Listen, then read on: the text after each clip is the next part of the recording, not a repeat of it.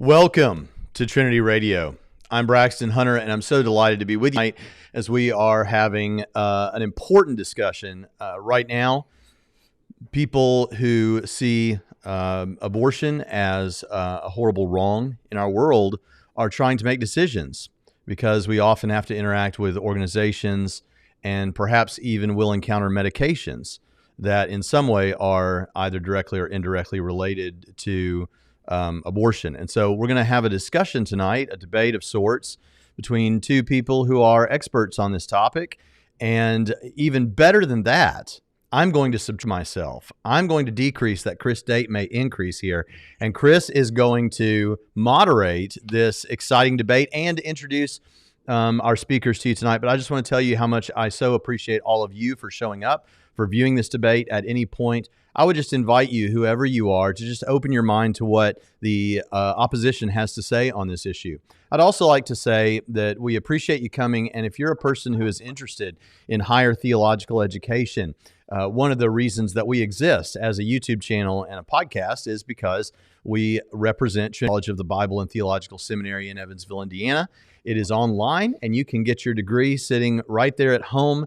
Many people had to rush around and figure out how to do that whenever COVID hit, but Trinity was already ready for that. We are 100% distance learning, and whether you want to become a professional minister or are a believer who wants to go deeper in the things of God, we would be excited to serve you as a non-denominational but theologically conservative institution. And so I just want to say, though I'm not introducing them, I'm so appreciative to our speakers, and with that, I'll turn it over to Chris. Thanks, Braxton. Welcome, everybody, to the debate today. I want to begin by thanking Braxton for giving me the opportunity to moderate this debate. Evidently, he wants his channel to lose all of its popularity by having my ugly mug on the screen as often as possible. So I'm happy to help him accomplish that goal. As Braxton mentioned, my name is Chris Date. I am a professor of Bible and theology at Trinity. In fact, I'm just about to begin a THD in theological apologetics at Trinity, so I kind of like the guy in all the commercials for the hair treatment. I am not just a professor, I'm also a student. So I'd encourage you to check out Trinity Seminary at TrinitySem.edu. My personal YouTube channel is Theopologetics, and there I host a wide variety of conversations on topics having in any way, shape, or form something to do with theology and apologetics. But I'm more well known for my work with the ministry Rethinking Hell. You can find that ministry at rethinkinghell.com. You can find our YouTube channel at youtube.com/rethinkinghell. As part of that ministry, we are conservative evangelicals committed to the authority and infallibility of Scripture, and we have become convinced that it teaches something other than the dominant view of hell. But that's, of course, not the topic of our discussion today, so let me tell you a little bit about the topic of the discussion today. We have now been in a post-COVID world for something like 15 months, roughly, thereabouts. And a few years back, I don't remember the exact time frame, people began to be encouraged to receive one of the COVID-19 vaccines that have been developed.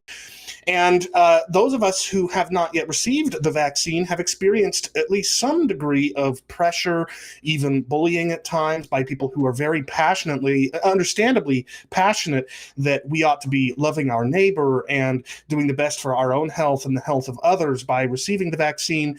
But some of us have been reluctant to receive the vaccine, particularly those of us who are Christians, because of its correlation, its relationship, however loose that relationship is, with abortion, murdered in their wombs, their mother's wombs.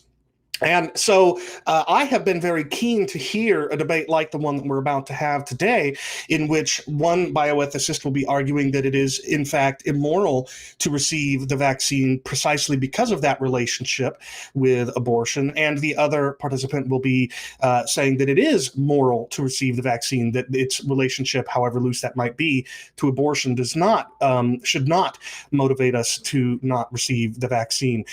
So this is a debate I've been interested in hosting. It's why I reached out to Braxton and asked him if he'd be interested in having the debate on Trinity Radio, and I'm super excited that he accepted the invitation.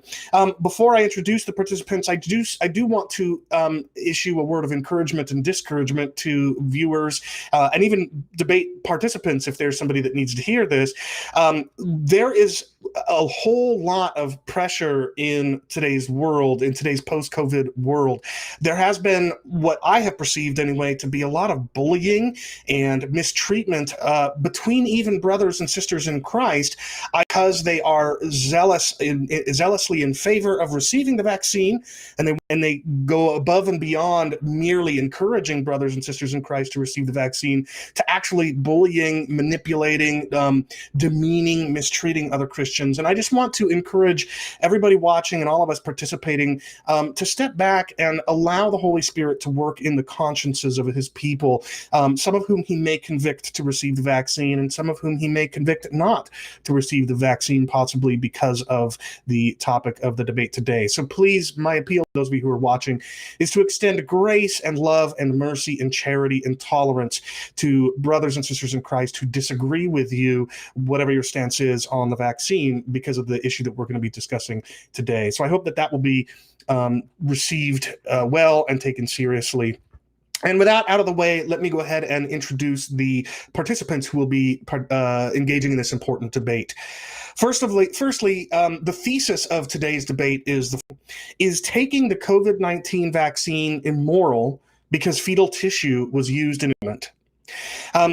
Dave Brennan will be affirming that proposition, that it is indeed immoral to take the COVID-19 vaccines on the grounds that tissue from aborted babies were used in their development. Mr. Brennan and what I think is his wife, Anandi, founded Brephos.org, a ministry project of the Center for Bioethical Reform UK. Brephos is the Greek word for baby used in the first chapter of Luke for the yet unborn John the Baptist when he leapt in his mother's womb, as well as in the second chapter of Luke for the newborn baby Jesus, an indication that God sees the unveiled as utterly equal in value and status to all human bearers of the divine image, both preborn and postborn. And so accordingly, the burden of Brephos is to help the UK church to see unborn children as God sees them and to respond to their plight with Christ-like compassion. Starting in 2018, Brephos has helped dozens of churches to teach accurately and biblically on abortion, in many cases for the first time, and to bring to participating in their active response. Mr. Brennan, thank you so much for participating in the debate today. It's such an honor. Thanks for hosting this. Taking the negative in today's debate will be Bruce Blackshaw. He will be denying that it is immoral to take the vaccines despite the history of their development involving fetal tissue. Mr. Blackshaw is a PhD student of philosophy and bioethics at the University of Birmingham, where he is working toward a dissertation in which he'll critique psychological accounts of personhood. He's also an associate research fellow at the BIOS Center, a bioethics research institute in London, and he's the co-founder of a successful software company that specializes in encryption technology. Mr. Blackshaw has published articles arguing against infanticide in at least 2 peer-reviewed academic journals, the journal Bioethics, as well as the New Bioethics, a multidisciplinary journal of biotechnology and the body. Mr. Blackshaw calls himself the philosophical apologist, and he blogs at philosophicalapologist.com, and he lives in Australia with his wife and 2 teenage kids. Mr. Blackshaw, thank you as well so much for participating in today's debate. Thanks so much for the invitation. It's great to be here. With those introductions out of the way, let me format of today's debate, and then I'll say a brief word of prayer, and we'll get it. We're going to begin with a 15-minute opening statement affirming the thesis by Dave Brennan. That will be followed by Bruce Blackshaw's 15-minute opening statement denying the thesis. Brennan will follow up with a 7.5-minute rebuttal, and then Blackshaw will follow up with a 7.5-minute rebuttal. Then we'll turn things over to a period of 30 minutes of open discussion between Brennan and Blackshaw. This will be mostly free-flowing discussion between Mr. Brennan and Blackshaw, but I'm in here and there to sort of move the conversation along if it gets stuck in rabbit holes. And then after that open discussion, Brennan will return for a 5-minute closing statement and Blackshaw for his 5-minute 3-minute closing of statement as well. And then we'll turn things over to you, our audience, for 30 minutes roughly of questions and answers. So what I'd like you to do as you're watching this debate is, as the debate is taking place, post your questions for either Dave Brennan or Bruce Blackshaw, and please indicate which of those two participants you'd like your question directed toward. Post those questions in the chat. Braxton will be monitoring. We'll put the questions up on the screen in the audience Q&A period at the end of the conversation.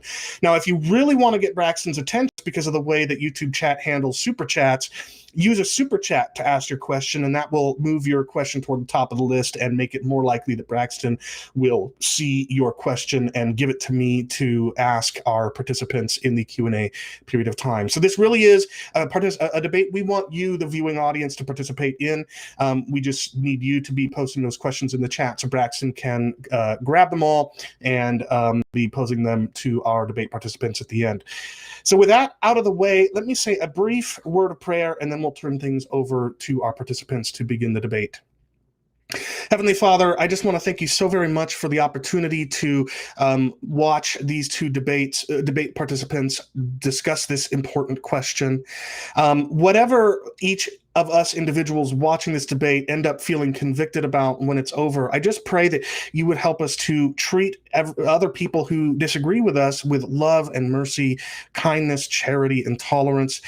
This is an important issue, but it's not one over which we need to be clawing at each other's throats over. And so please give us soft hearts and a desire to work together as the body of Christ to make the most well-informed decisions on this and related topics that we possibly can.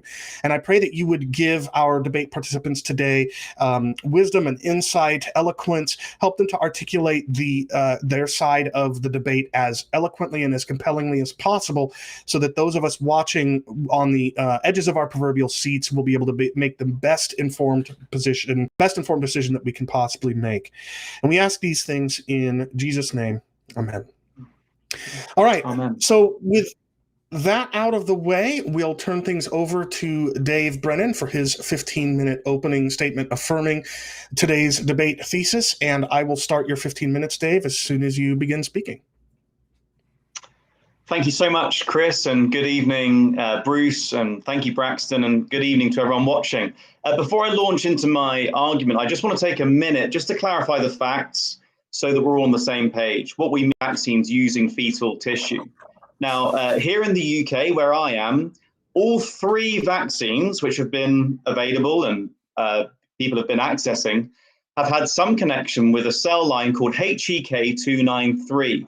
Now, that is a cell line which is derived directly from the kidney of a baby girl aborted in the 1970s in the Netherlands.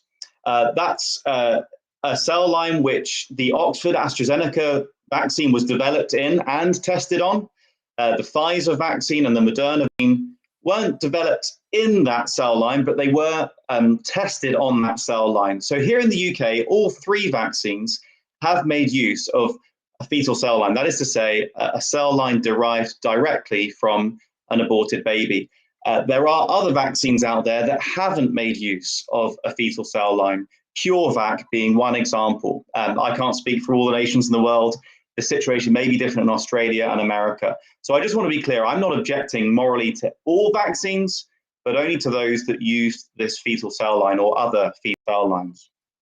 I hope that's clear. Do ask questions if it's not. I wish to make the case that how we respond to vaccines that have made use of this fetal cell line or other fetal cell lines, how we respond to these vaccines is how we respond to the practice that produces these vaccines, namely the harm of vital organs from human babies. And I wish to make it very clear that practice continues today. So how we respond to fetal cell line vaccines is how we respond to organs from babies. Now, in making this case, I thought it'd be helpful to take 3 of the most common justifications for receiving the vaccine and show where I think they fall down. So first, you get this idea that in the case of this particular cell line, HEK293, talking about only a very remote connection with evil. It was just one abortion many decades ago. It's said the connection is so slight now as to be insignificant. The vaccine is permissible. Analogies used here include train tracks, for example, in the States, down by slaves in centuries past. Is it wrong to take a train that runs along those tracks today? Surely we can condemn that past slavery, but make use of the fruit left behind. It would be a waste not to. I'm sure the slaves wouldn't hold it against us if we did. Now, the problem with using an analogy such as this is it suggests that organ harvesting is a thing of the past. If I can make only one thing memorable in this whole debate, I would like it to be this: organ harvesting from humans continues today in full force. It's happening today. Before we look into that, I just want to question this subjective idea of remoteness. This baby girl aborted in the Netherlands in the 1970s, had she been allowed to live, she would be in her 40s today. She may well have had children of her own.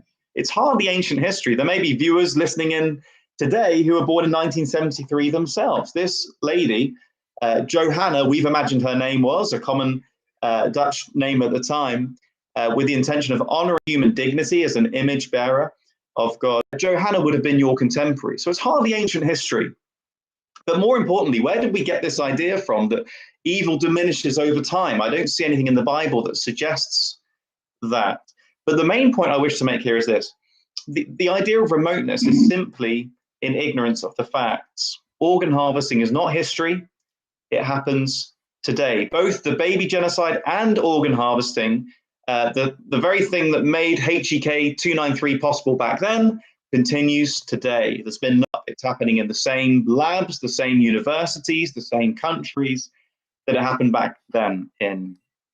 Give you some examples. As recently as 2015 in China, 9 babies were delivered alive in their sacs to be dissected. The researchers were after lung tissue. This was 2015. In the end, they used tissue just from one baby girl, lung tissue, to make a new fetal line called Walvax 2. Here in the UK, the Cardiff Fetal Tissue Bank has been collecting organs for research from babies who were electively aborted. Just in the last week or so, perhaps you've seen, it came to light that the University of Pittsburgh in America, you can read the study in the journal Nature, has scientists that describe scalping 5-month-old aborted babies to stitch onto the backs of lab rats. And I'm reading directly now. They wrote about how they cut the scalps from the heads and backs of the babies, scraping off the excess fat under the baby skin before stitching it onto the rats. They even included photos of the baby hair growing out of the scalps. Each scalp belonged to a little Pennsylvania baby whose head would have grown those very same hairs if he or she were not aborted for experiments with lab rats. Now, in all honesty, I do not know how we can countenance receiving the fruit from such barbaric practice, even if it was from experiments 40 years ago, as opposed to the ones done yesterday. So I'd like to know, perhaps when he speaks, he could share with us, I'd like to know if Dr. Blackshaw would be prepared to take a vaccine made with the fetal cell line, Vax 2, the one for which 9 human babies were dissected in 2015 in China. Would he accept a vaccine developed in that cell line? If he would, what message does he think that would give to the Chinese regime and to others who continue such practice today? If he would not, why the discrepancy? Why accept a fetal cell line from longer ago, but not a more recent one? The second justification that's commonly heard is this claim that since no babies were killed for the creation of fetal cell lines, we're not encouraging any additional abortion by making use of the cell lines. It's as if we stumbled across an adult who had been murdered, not for their organs, but we took the opportunity to use their organs to save lives. The taking of organs is neither here nor there, it's argued, when it comes to the original wrongful killing, which we, of course, all roundly condemn. But again, the problem here is that it's in ignorance of the facts. There is collaboration between the abortionists and those wanting the organs. I hope I can make this distinction clear. It's true that in most cases, babies are not killed for their organs. They were going to be killed anyway, tragically. But it is not true that they were going to be killed in this way, in such a torturous manner. Planned Parenthood in America have been found to admit that they sometimes alter the way in which they kill babies in order to preserve certain organs that have been ordered. The babies delivered by water bag abortion in China were deliberately kept alive as close to dissection point as possible. Ideally for the researchers, they'd still have been alive when dissection began. Freshness of their organs. You can read the official write-up of the Wildbacks to cell line. They're at pains to point out that animals used in the process were treated humanely, given anesthetic, but no such mercy was afforded the human babies. Friends, what we're talking about here is babies treated worse than lab rats. How can we even countenance drawing benefit from such a practice when it continues? So no, babies aren't generally killed for their organs, but they do endure additional specialized torture for their organs. Is that an irrelevance? Is that something we're happy to tolerate since they were going to be killed anyway? I think we would shudder at the idea of cutting open criminals on death row alive and without anesthetic for their organs, because they were going to be killed anyway. Why do we take innocent unborn children so much less seriously than adult criminals on death row? Is that God's heart? Is he pleased with this attitude? Third, final justification we often hear, this argument that we live in a fallen world, moral taint is us, it's the water we swim in, it's the air we breathe.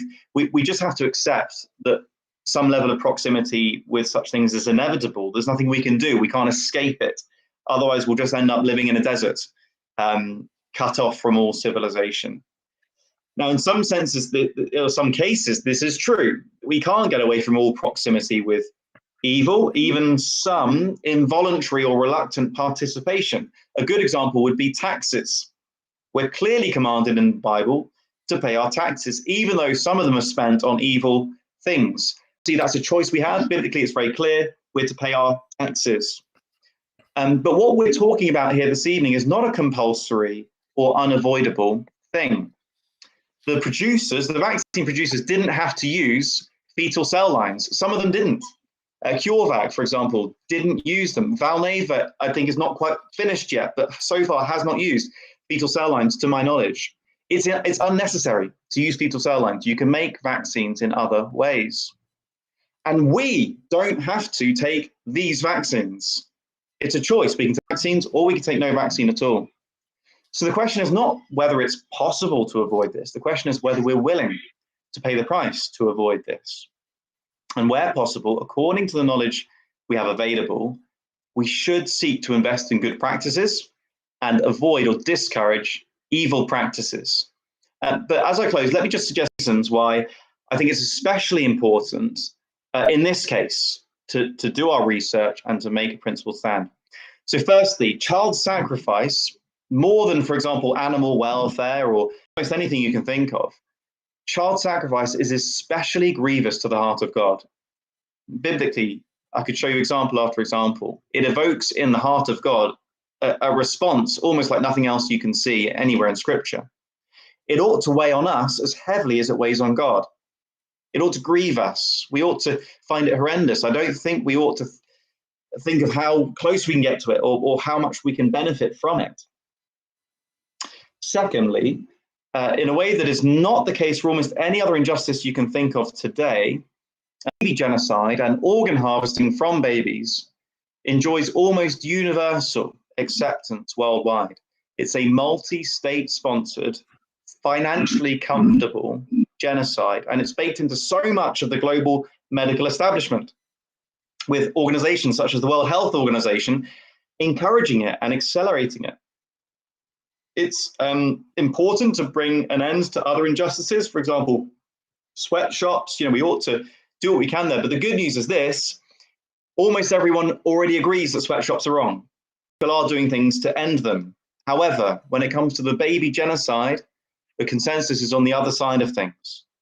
And so, in the words attributed to Bonhoeffer, not to speak is to speak. Our silence just steps back and gives permission to the ongoing atrocity. We need to take this opportunity.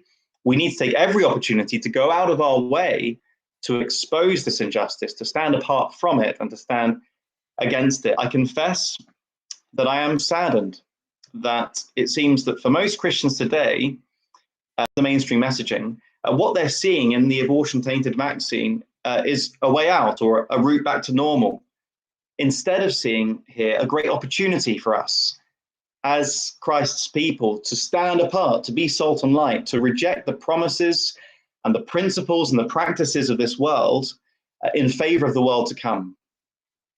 So my case is that how we respond to fetal cell line vaccines is how we respond to organ harvesting from babies, which continues today. As Christians, I do not see how we can. Thank you. All right. Thank you for that, Mr. Brennan. Mr. Blackshaw, it's now your opportunity. And by the way, side note, Mr. Brennan, you called Mr. Blackshaw Dr. Blackshaw. I think Bruce would say he hasn't yet earned that title. So he's a PhD student. Just for whatever that's worth. I only remember that he was much more qualified than me. I must have translated that into doctor. Sorry. I do that all the time for that very reason. All right. So, Mr. Blackshaw, the microphone is now your 15-minute timer as soon as you begin. Okay. Thank you. Thanks, Dave. I do hope to have my PhD this time next year, but we'll see. Okay. Thanks again for the opportunity to contribute. I know that Dave and I both agree on the most important underlying issue, the immorality of abortion. It's something I've been strongly opposed to for many years, and I've dedicated my PhD at the University of Birmingham. It's on the ethics of abortion. So I'm spending considerable time and money, a large chunk of my life, writing and speaking about the immorality of abortion. So, and I know Dave is doing the same with Brephos. So I think we're agreed there. Abortion is a gross violation of human rights. It's staggering how many abortions there are worldwide annually, roughly 56 million, more or less. A lot of countries don't really keep an accurate count. So in the 21st century, that's 1 billion abortions. That's 1 billion human beings. For all the progress that our civilization has made with regard to slavery, poverty, and healthcare, the scale of abortion, I think, overwhelms it. Now, let's just quickly take a look at COVID. COVID's, as we all know, is a worldwide pandemic. It's killed about 3.5 million people so far. Like many of you, I've got friends who've caught COVID, some who are still long COVID, friends who've lost parents and grandparents from COVID. I know people who've lost their jobs. Millions have been confined to lockdowns. COVID is the most serious threat I recall in my lifetime, and it's not going away soon. Ultimately, to deal with COVID, we need population immunity to reduce its spread. If we get population immunity by allowing the disease itself to spread, millions more people are going to die. Healthcare system collapse. We're also going to end up with tens, maybe hundreds of millions of people with long COVID symptoms that persist for many months. So allowing it to spread isn't really an option. It's going to cause long-term health problems for many millions of people. Many millions of people who need treatment for other illnesses won't get it, and so on. So that option, I think, will be a global disaster. So the only other option for a return to something approaching normality within the foreseeable future is a global vaccination program. Covers maybe 95% of the population. We don't really know. So that brings us to the current vaccines that have been developed. And here in Australia, we've got the same 3 vaccines available as in the UK. I think it is astonishing how quickly these have been produced. It's an amazing scientific achievement. However, as most of us know now, these have been produced with the help of fetal cell lines. Just quickly, a cell line is a cell culture that's got special characteristics, unlike our own cells. Some are immortal. They can replicate indefinitely, providing an indefinite unlimited supply of cells, because our cells can only do this 40 to 60 times. Immortal cells can get that way naturally, or it can be induced by tweaking its genome. The supply, important for vaccine development, it's a supply of cell lines is a pure population. That's really important for consistency in repeated experiments that can be exhaustively tested for safety and efficacy. So cell lines have revolutionized research. They're used in vaccine development, drug testing, therapeutic protein production. The most famous one you've probably heard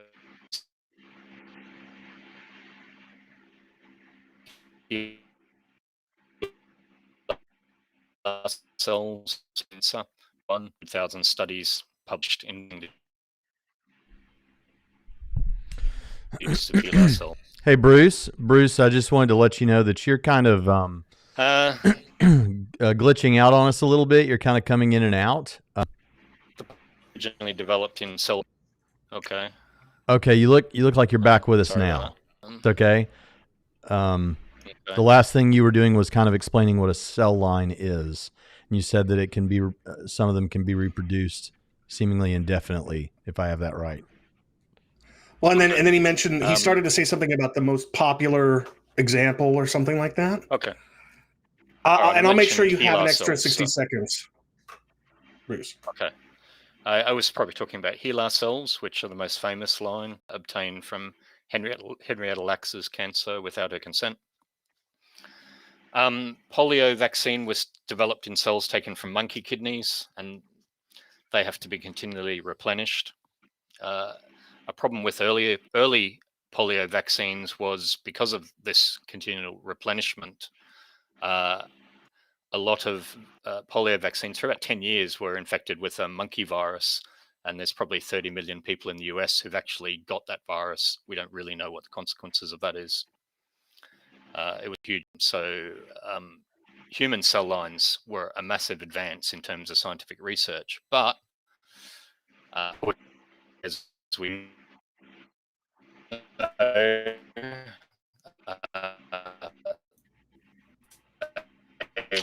a Swedish woman. Am I glitching out still?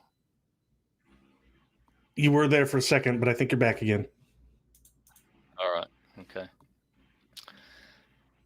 All right. That brings us to COVID vaccines, which use a cell line called HEK293. Cell line is derived from the fetus of that was aborted in 1972 in the Netherlands.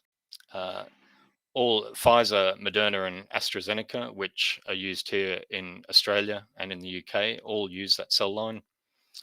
AstraZeneca one uses it to make the weakened virus used in the vaccine, whereas Pfizer and Moderna, they're mRNA vaccines. They use it in the testing phase, not in development. So they all, in some form or other, as Dave has said, they use replicated fetal cells in development. These aren't actual cells from these fetuses, but there are exact replicas.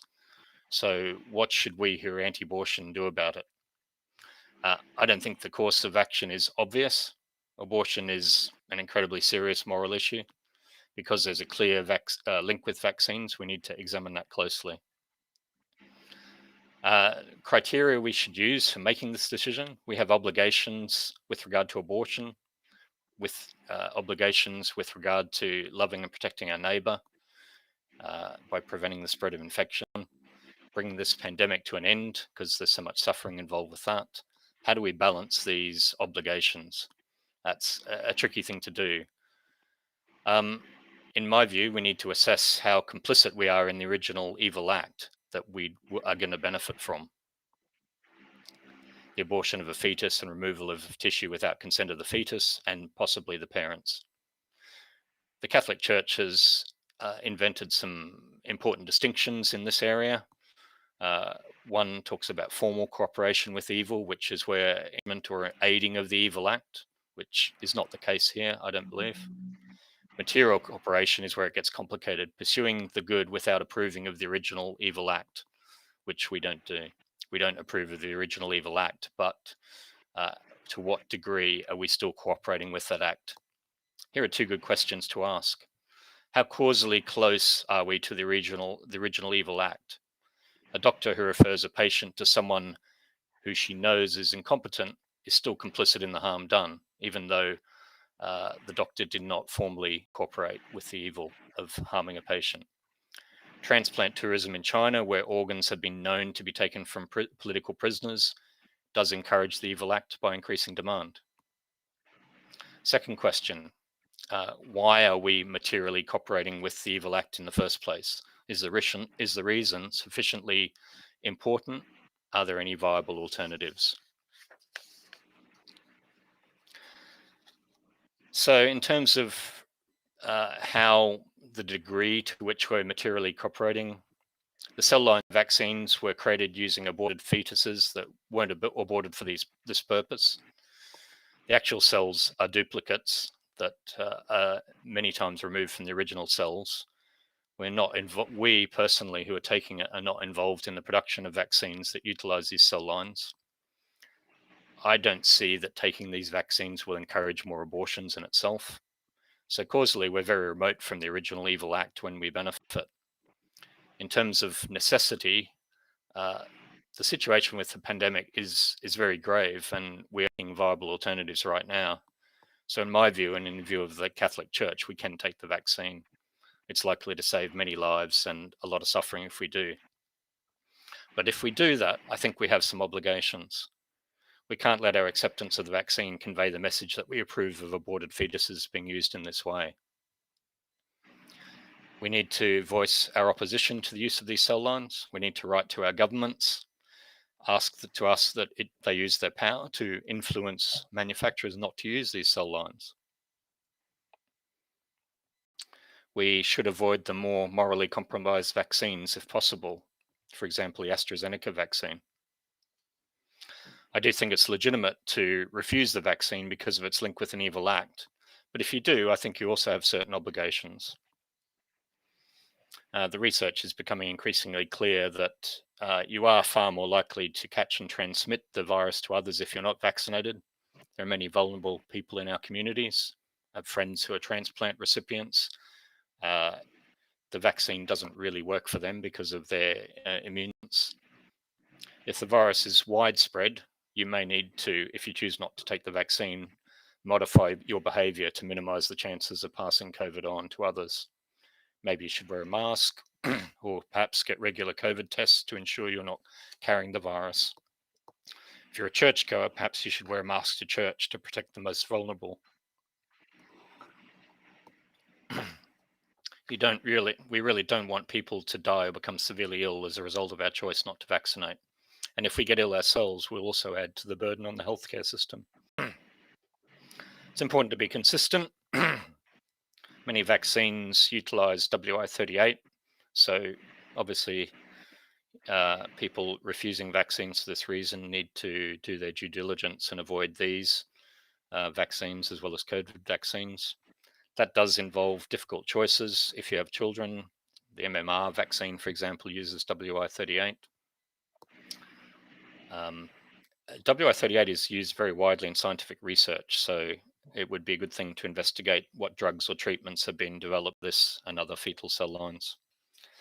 I think whether or not we take the vaccine, we all should be vigorously opposed to abortion and do what we can to raise awareness of this human rights violation, which is on a massive scale. It is an evil that aborted fetuses have been used to create these cell lines, and it's a far, far worse evil that abortion was legal so that these fetuses could be aborted in the first place, and that it still is 50 years later. Thank you. All right, thank you for that, Mr. Blackshaw. It is now the part of the debate where where the participants will rebut each other's opening arguments, beginning with Dave Brennan. So, Mr. Brennan, I hand the microphone back to you for your 7.5-minute rebuttal to Mr. Blackshaw. Thank you, Chris, and thank you, Bruce, for outlining your position there. Of course, I share. You're absolutely right. We're both clearly opposed to abortion. On that, we agree, and we both share a concern for those who die due to COVID-19 or indeed any illness, and protecting innocent life is a Christian duty wherever possible. However, I do wish to question this idea, and I think it's something of a starting point, correct me if I'm wrong, for your entire argument, that because of the seriousness of this particular pandemic, it sounds as if you're saying that we must do all that we can to stop this pandemic at all costs, even to the point of doing something which may be morally objectionable. Phrases such as saying it's not an option to let it just go through the worldwide community. Now, to say that something is not an option, and do correct me if I'm wrong, suggests that by any and every means, we're going to stop it, even if that means moral compromise. And I do believe that's what's happening here. Now, I can agree absolutely that we must do all we can to prevent disease, to treat disease, but I do not agree that we can go to the extent of doing something or encouraging something that is morally questionable or wrong in order to do that. I do not believe, and I don't see this anywhere in Scripture, that we're given permission to compromise morally in order to escape some kind of natural disaster. Now, I'm very happy to go into the question of whether or not this might be seen as judgment from God and so on. But regardless of where we land on that, I don't see in Scripture anyone being commended for taking ethical shortcuts in order to prevent suffering per se.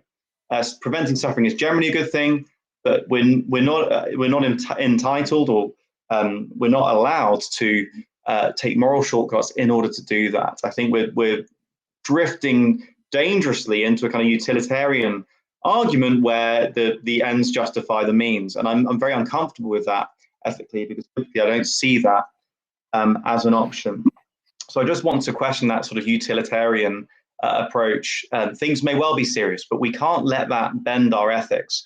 I guess an example for me would be you look at the first chapter of Daniel, that these friends decide not to take the king's meat, the food from the royal table, even though there's a very high likelihood that it will cost them their lives and their guardian, their steward, it will cost his life. So we're talking a very real risk of the loss of otherwise healthy people, and they're taking a risk even with someone else's health.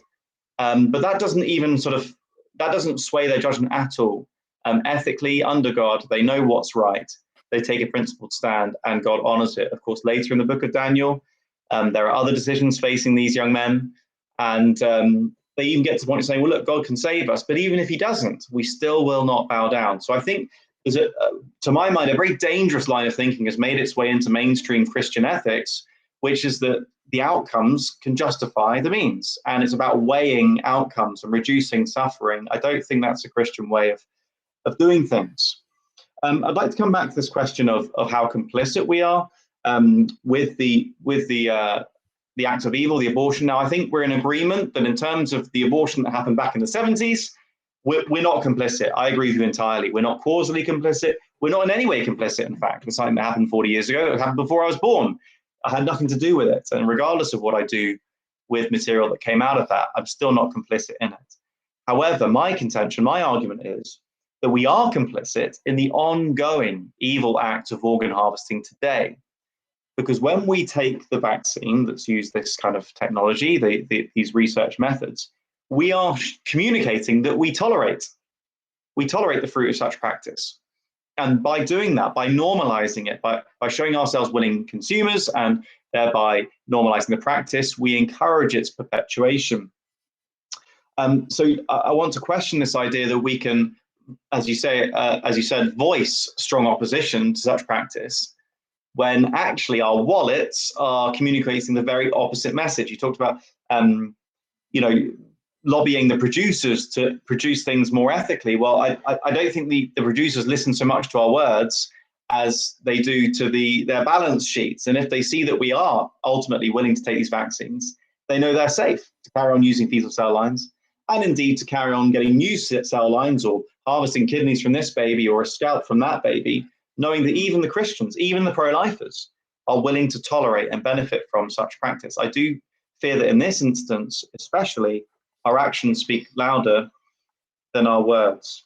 I don't know how I'm doing for time here, Chris, so please do stop me or give me a 30-second warning when I'm done. But I want to just really question those two main areas. which are the idea it's not an option because of a sort of what I perceive to be a utilitarian kind of argument that we must vaccinate at all costs, even if it means immoral vaccines.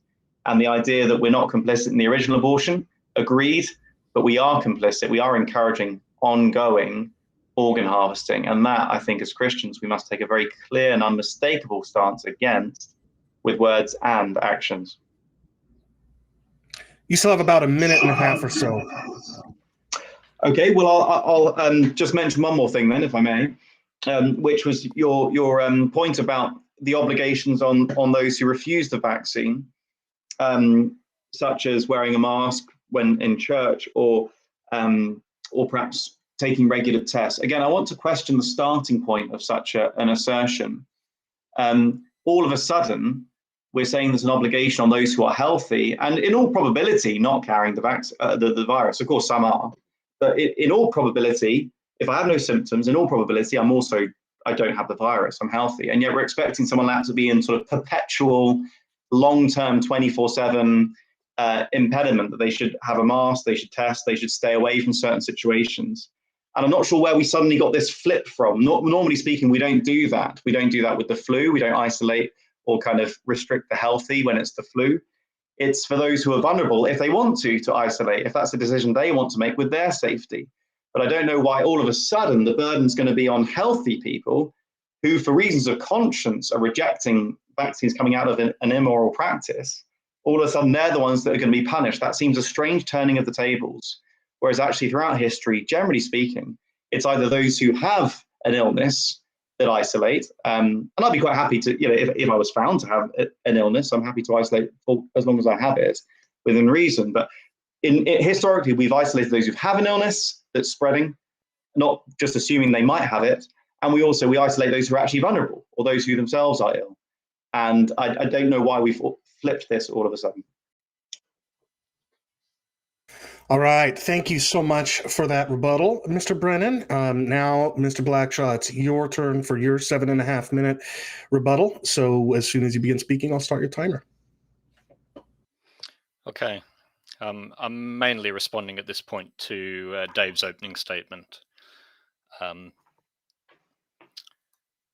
So I think my first point is about remoteness. Dave referred to the idea that, perhaps I was getting at that because it happened 50 years ago, maybe it's permissible now, so it's fairly remotely removed in time, whereas the Chinese cell line, which was created, I think, in 2015, is fairly recent. Would I accept that? In terms of moral culpability, remoteness is remoteness in causality, in terms of how far removed we are from the actual evil act, not in time, but in causality. So I'm not saying it's permissible because this fetus was aborted 50 years ago. I'm saying that the remoteness is the amount of actual causal distance from the original evil act, and that's quite great for us. For Christians who were working for pharmaceutical companies who are developing these vaccines, it would have, I think that they're obviously causally closer to that decision, to that abortion. And if they had spoken up, I assume there probably were Christians in those companies. Perhaps if they'd spoken up or been, strongly opposed this, we wouldn't be in this situation. So it does depend where you are. I think as end consumers of vaccines, we are very causally remote, though. Secondly, personally, I don't see how using the fetal cell lines encourages abortion today. I don't see how taking the vaccine encourages abortion today. Again, the causal remoteness is quite great. These cell lines are long established. They've been around for a long time, and they're used for the reason that they're consistent, they're pure, they can used in repeatable experiments. So I don't really see how using these cell lines is actually encouraging abortion in any way at all, really. In fact, abortion is so prevalent today, it's hard to see how it could be encouraged further anyway. So in my view, we can take this vaccine. It doesn't send a particular message that we're encouraging abortion, and we can still voice our opposition right to governments.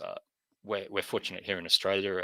Our Prime Minister is an evangelical Christian, and so we can write to him and point out the evil of the original abortion, and say that perhaps for the sake of bringing this pandemic to an end, we can take this vaccine, but we don't approve of its origins, and can you please ensure that we try and stick to vaccines that don't have this issue. Dave did say in his opening statement, are we willing to pay the price of not taking the vaccine, which in response to, I guess, the idea that we can't escape evil no matter what we do. I don't think the price for refusing this vaccine is actually that high. I don't think Dave thinks there's really that great a chance that he's going to catch the vaccine, and probably a less of a chance that he'll pass it on. I guess a question to Dave is, you kind of implied that it's kind of utilitarian reasoning, the greater good of the greater number to bring the pandemic to an end. And there is an element of that in my argument, but let me suggest, what if there was a 50% chance of you dying without this vaccine? And what if there was a much higher chance of you catching the virus? So say in the next week, if there was a 50% chance of you catching it, your children perhaps, and a 50% chance of them dying, much higher chance than what there actually is, would that change your view on whether you would take the vaccine or not, if the chances of you or your children dying from it are very much higher? If it does, then I don't think you're really standing on that moral principle you're talking about. You're actually going with the numbers yourself. So I'll be interested to hear what you say about that.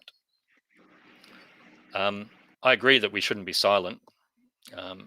And I've been, as I said, and as I know you do, opposing abortion as much as possible throughout my life. But again, I don't think taking the vaccine sends the message that we approve of abortion.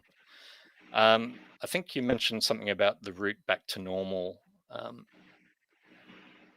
Again, I think the suffering involved is quite substantial. I mean, personally, I don't feel as I'm suffering very much through this pandemic. I live in a detached house in Australia. My job is online. I've not lost my income. In Australia, things are pretty subdued. We don't have too many cases.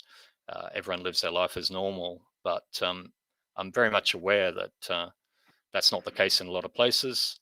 A lot of people, even some of our industries, our tourism industry is suffering a great deal for lack of international tourists because our borders are closed and so on. So I am mindful that this is not going to come to an end without vaccines. And I mean, I'm sure Dave knows that as well. And I think Dave isn't suggesting that we don't take vaccines per se. He's, I think, suggesting that we wait until a vaccine that isn't morally compromised arrives. 45 seconds. I don't know when that would be. If it's only 3 months away, then I think certainly in this country, I would wait for the vaccine that wasn't morally compromised, but there's no sign of that happening in this country. So if Dave knows any more about when these vaccines would be available, that would be really helpful. So, okay, I'll finish up there. Awesome. Thank you so much, Mr. Blackshaw, for your rebuttal. Now, we're going to turn at this point in time to, as I said at the beginning, about 30 minutes roughly of open conversation. And what I'd like to do is just sort of grease the wheels and get conversation going by first seeing if we can agree, or if the debaters agree, that taking moral shortcuts, if that's in fact an appropriate term, it's a term that I think Dave Brennan used, that taking moral shortcuts isn't excusable just on utilitarian grounds. Put another way, would we all agree here that if it could be demonstrated that it's morally questionable to receive the vaccine, then would it even matter how something is and how dangerous it is not to receive the vaccine?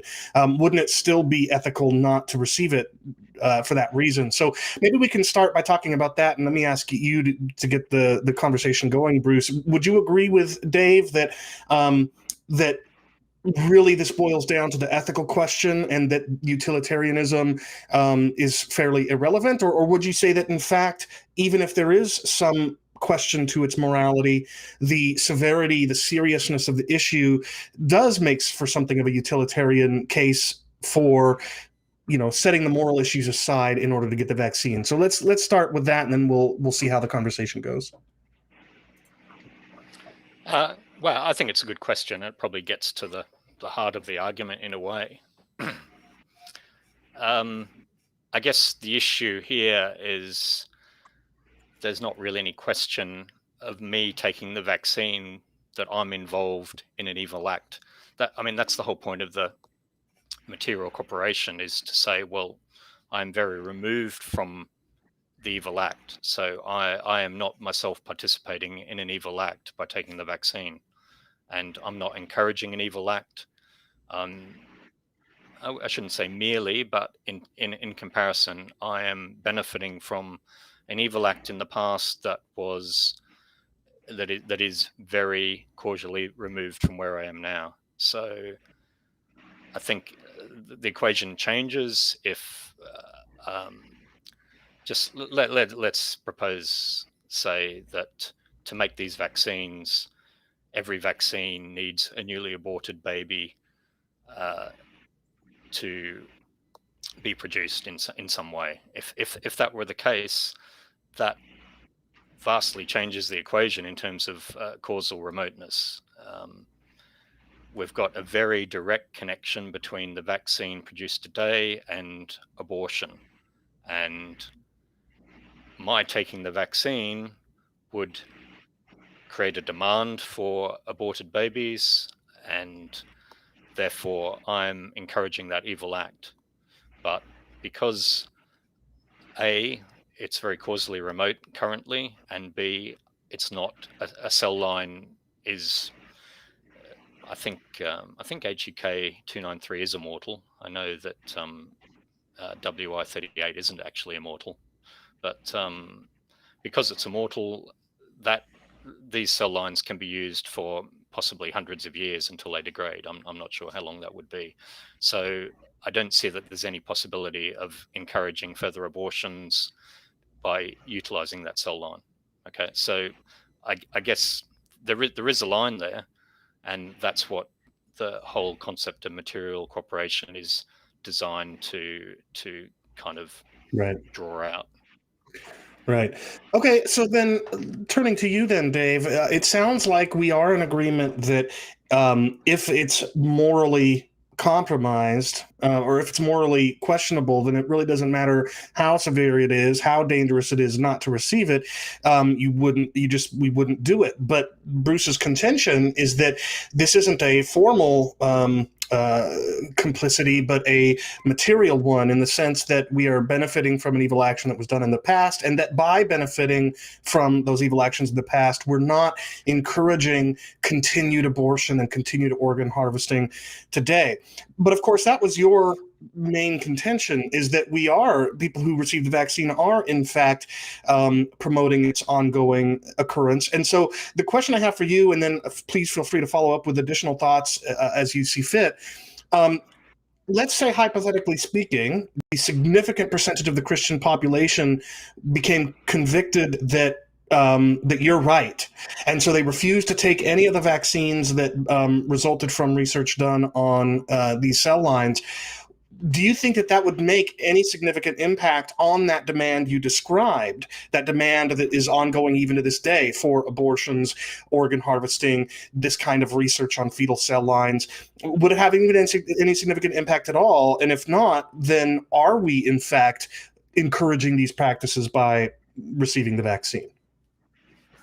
Thank you. Yes. Well, first of all, I just want to answer very clearly that initial question of, is there any space for the utilitarian argument? Can we ever take moral shortcuts? I'll let Bruce answer that himself, but for me, absolutely not. I don't think any outcome justifies a moral shortcut. So if there is a moral issue with this vaccine, I believe we have to reject it. To answer Bruce's question about, what if it was 50% chance that I'd catch it, maybe 50% chance I'll pass it on, much higher stakes.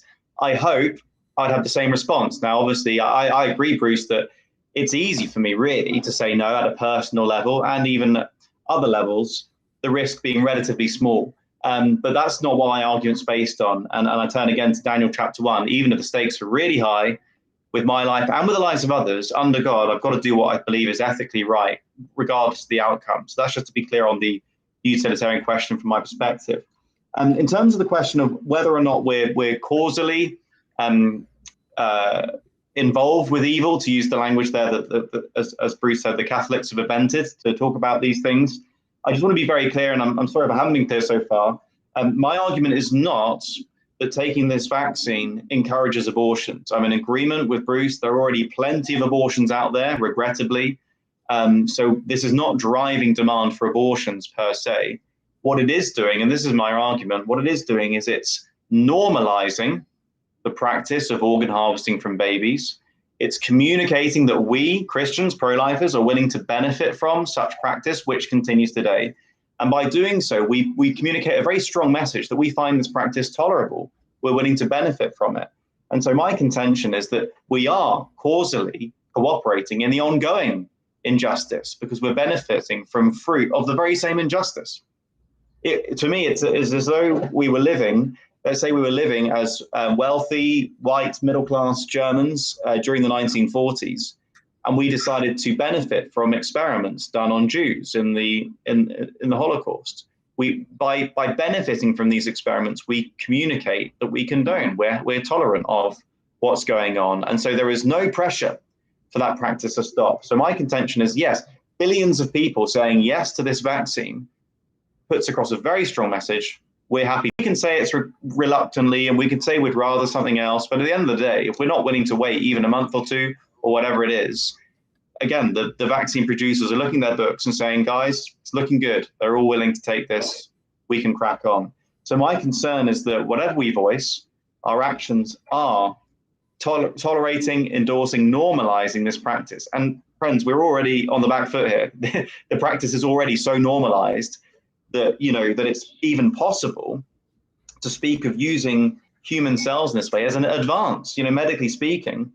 It's just normal in the scientific community to speak about the difference between fetal cells and monkey cells or cucumber cells or who knows what, in purely technical terms, not in moral terms. We talk about which one works best for us. We see it purely as material to be used. And as Christians in particular, I believe it is our responsibility to forge that moral distinction and say, no matter how effective this is, if this is the wonder drug of the century, if by taking this we're communicating a tolerance of an atrocity that's going on today, we can't do it. So yes, in terms of the question, will we have an impact? Let's say the entire evangelical community worldwide rejected this vaccine. I think that would make a big impact. It's hard to predict how much, but certainly it would be enough of an impact for it to hurt the producers, for it to show up on government records, to cause anxiety at the level of we're trying to roll this thing out. We'd better hurry up and get some ethical vaccines in. I don't know about the stats in the States or in Australia. I think the evangelical community is much bigger in those nations than it is here in the UK. But even in the UK, we're talking a few million people. That's enough to get the government to sit up and pay attention. They're already paying attention to certain parts of the community they see as vaccine hesitant. Many of the Black and Asian minority ethnic groups are being targeted by pop-up vaccination centers and so on. There's clearly anxiety on the part of the government for those with regard to those who are rejecting the vaccine. And so, yes, I think we could communicate a powerful message that we're not going to put up with this ongoing practice. And we can use it as an education opportunity to say, look, the reason we're unhappy with this is because this is carrying on. Did you hear about baby scalps being grafted to rats? What do you think about that? Do you know it's happening today? Do you know that some federal funds might be going into that in America? Do you know it's taxpayers in the UK that pay for it here? And so, yes, I think it could have an impact.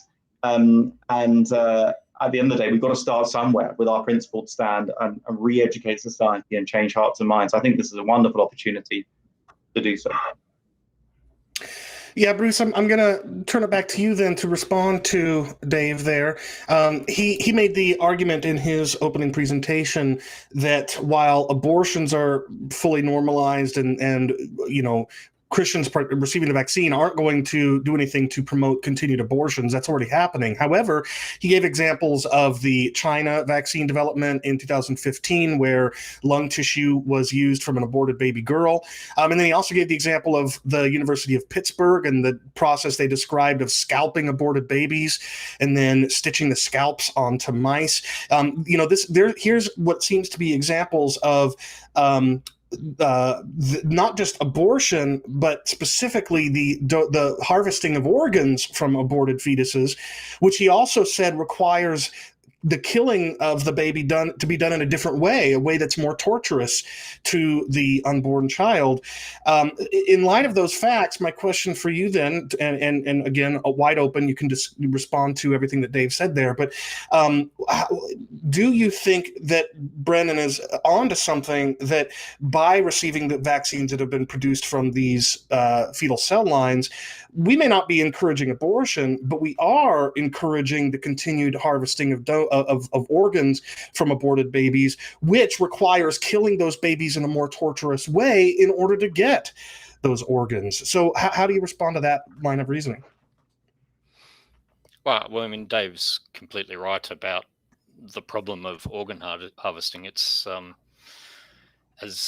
as far as I'm aware, it's $100 million industry in the US, and it's a horrific one, and one that we should be speaking up about.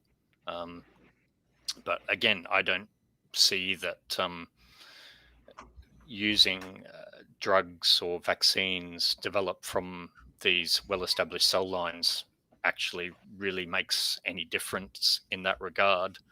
I would prefer that we lobby to produce cell lines that aren't reliant on fetal cells. As far as I can tell, there doesn't seem to be a good reason why we can't use other sources nowadays. There's no necessity. The problem really is with HEK 293 and WI38. These are well-established cell lines. There's an industry behind supplying them. You can buy them off the internet. Scientists know what they're getting. They're pure. They respond in certain ways. They're well studied. So really, we need to be encouraging the development and use of cell lines that aren't compromised in this way. And it seems perfectly possible. I'm sure that there probably are cell lines out there already that don't use these sources that are still human cell lines, maybe from umbilical cords, placentas, or whatever those cells are available. So I think we should be putting some effort into that. In terms of the actual organ harvesting, I mean, again, we should be doing what we can to bring that to a halt. But I don't really see that refusing a vaccine is not only going to make any impact, but again, the relationship between the two is quite remote. And yeah, my personal view is that we can use those cell lines. Yeah. Okay. Well, I want to press in on that because I think we're getting to the real crux of this debate, and I want to ask you two follow-up questions as follow-ups to your answer. And Dave, I'm sorry if this is taking up too much of your time, and if you have other questions you want to ask, I'll turn things over to you in just a moment. But I think this is important. My first question for you, Bruce, is Dave made the case that the companies involved in the procurement of these tissues, of these unborn babies' dead bodies, the development of the vaccines, all the various companies involved, like any company, are likely to be motivated by financial pressure more than just about anything else. And so it could be that by refusing to receive the vaccine, we are challenging the financial bottom line of these various companies by telling them they're not going to make the kinds of profit that they have been because people are refusing to take these vaccines, and so they better turn to some other option. Whereas it sounds like you're saying we can take the vaccines, not apply that financial pressure, but still apply some other kind of pressure by verbalizing our opposition to these practices.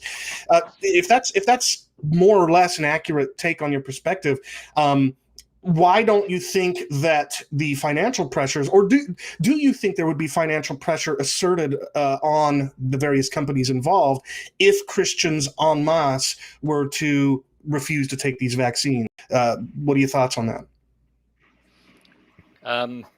Well, I mean, if enough Christians did that, I guess it's possible. Probably not really for AstraZeneca, because they're producing the vaccine not for profit anyway, as I understand it.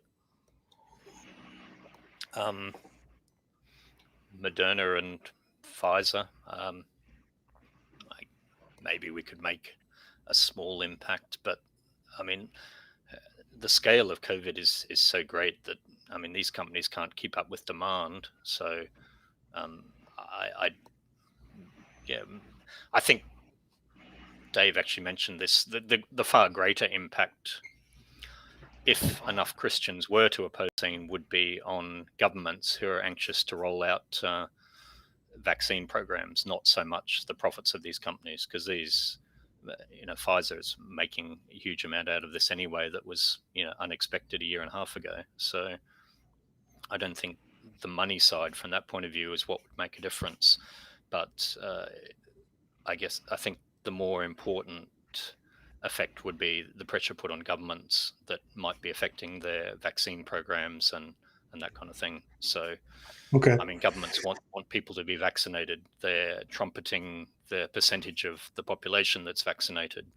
So that would have an impact. Well, I'll be interested to hear if we can drill in on that issue a little bit more over the course of the debate. But let me ask you the other follow-up question I had before I turn back to Dave. You said that the cell lines from which these vaccines were developed, at least some of them are immortal and will continue to provide the necessary components for doing the research for these vaccines for potentially hundreds of years. My question for you is, if that's true, then what was it that prompted, for example, China in 2015 to harvest lung tissue from an aborted baby in order to perform research that would lead to a vaccine or whatever? If the immortal cell lines are enough, and if we could just use those, why are there still aborted babies whose organs are being harvested for vaccines? That's a good question, and I don't really know why China created that particular cell line. I mean, creating a new cell line is difficult. It requires, a lot of testing, and who knows whether that cell line is any good. The point of a well-established cell line is that its quality is known. How those cells respond to various environmental influences is known. And so creating a new cell line when there are existing cell lines available isn't really a good idea. I mean, maybe someone, a listener who knows better, could chime in at some point in the Q&A, but I suspect it's more that China wants their own cell line more than anything else, not that we actually need that additional cell line.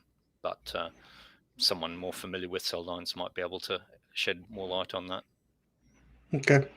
All right. Well, Dave, as I said, I've taken up some of your time now. I want to give it back to you and ask you for your thoughts on how Bruce has responded to your argument about, we may not be formally complicit in these evil acts, but we are encouraging its ongoing practice by participating or by receiving these vaccines. And he says he just doesn't think that we are, in fact, encouraging them to do so by receiving the vaccine. So what are your thoughts? And from this point, for the remainder of the 30 minutes, I'll mostly just leave it up to you guys to discuss, and feel free to ask each other questions during this time as well. Okay, thank you, Chris. Yes, I'd like to come back to that question of whether or not we are encouraging further, because I think that is the crux. That is what this all depends on.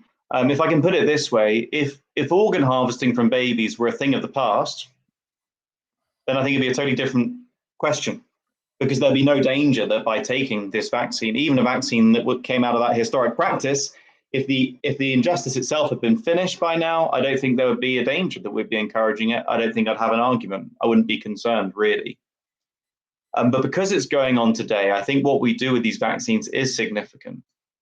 And my fear is that when we say, okay, we're willing to take the vaccine, but at the same time, we're going to lobby the government or the producers or whoever to get ethical ones next time.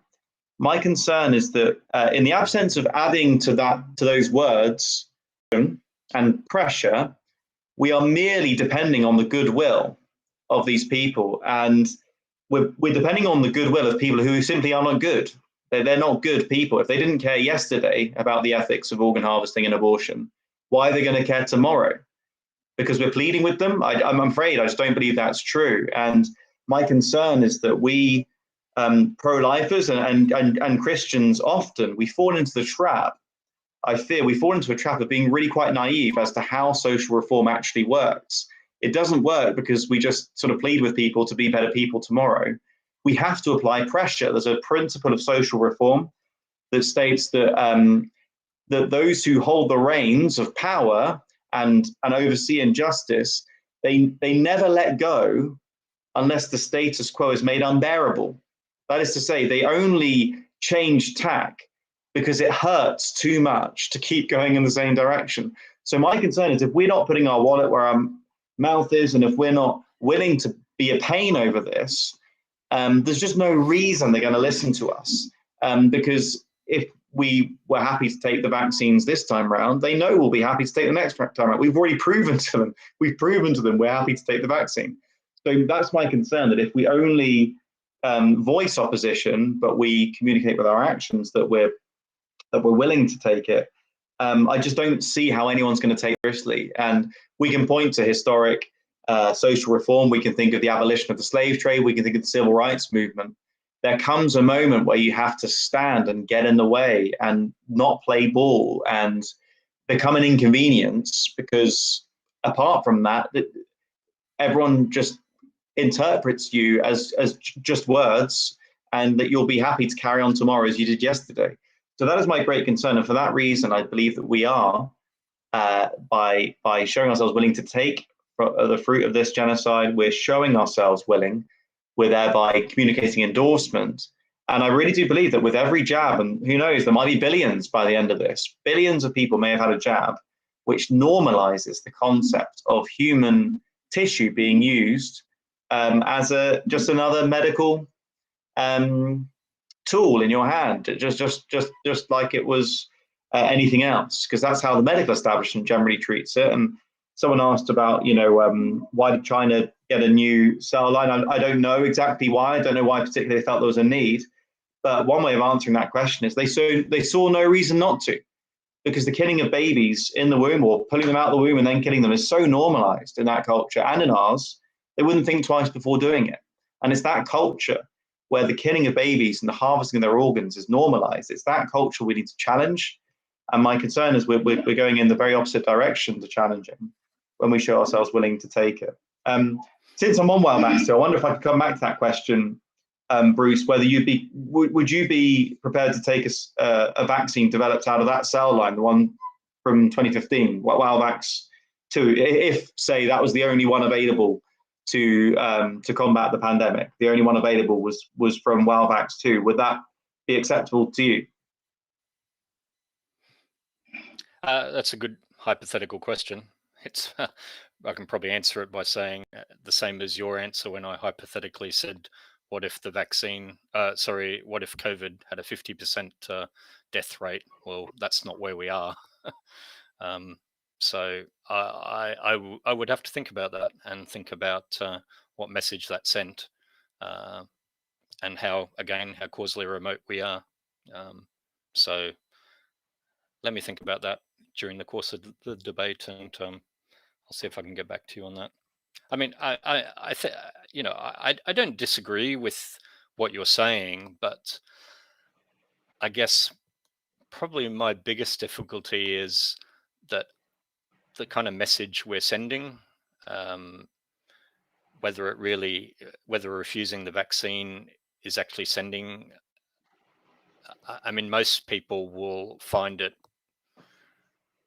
I think, rather unusual in that a fetus that was killed 50 years ago, we're protesting against a vaccine that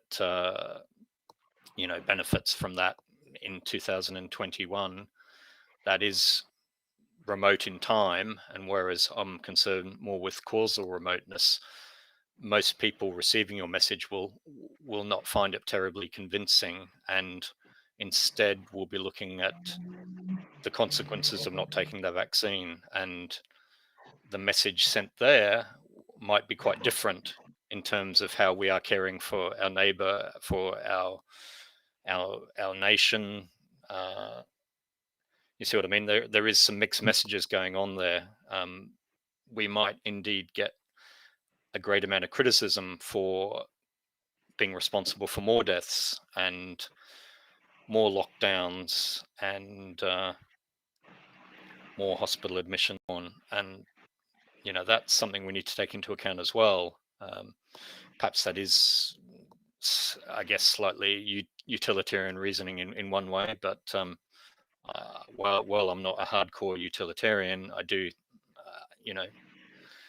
depending on the situation, numbers are important to me. And when I see millions of people suffering, well, millions have died so far, many more millions are suffering with long COVID and things like that.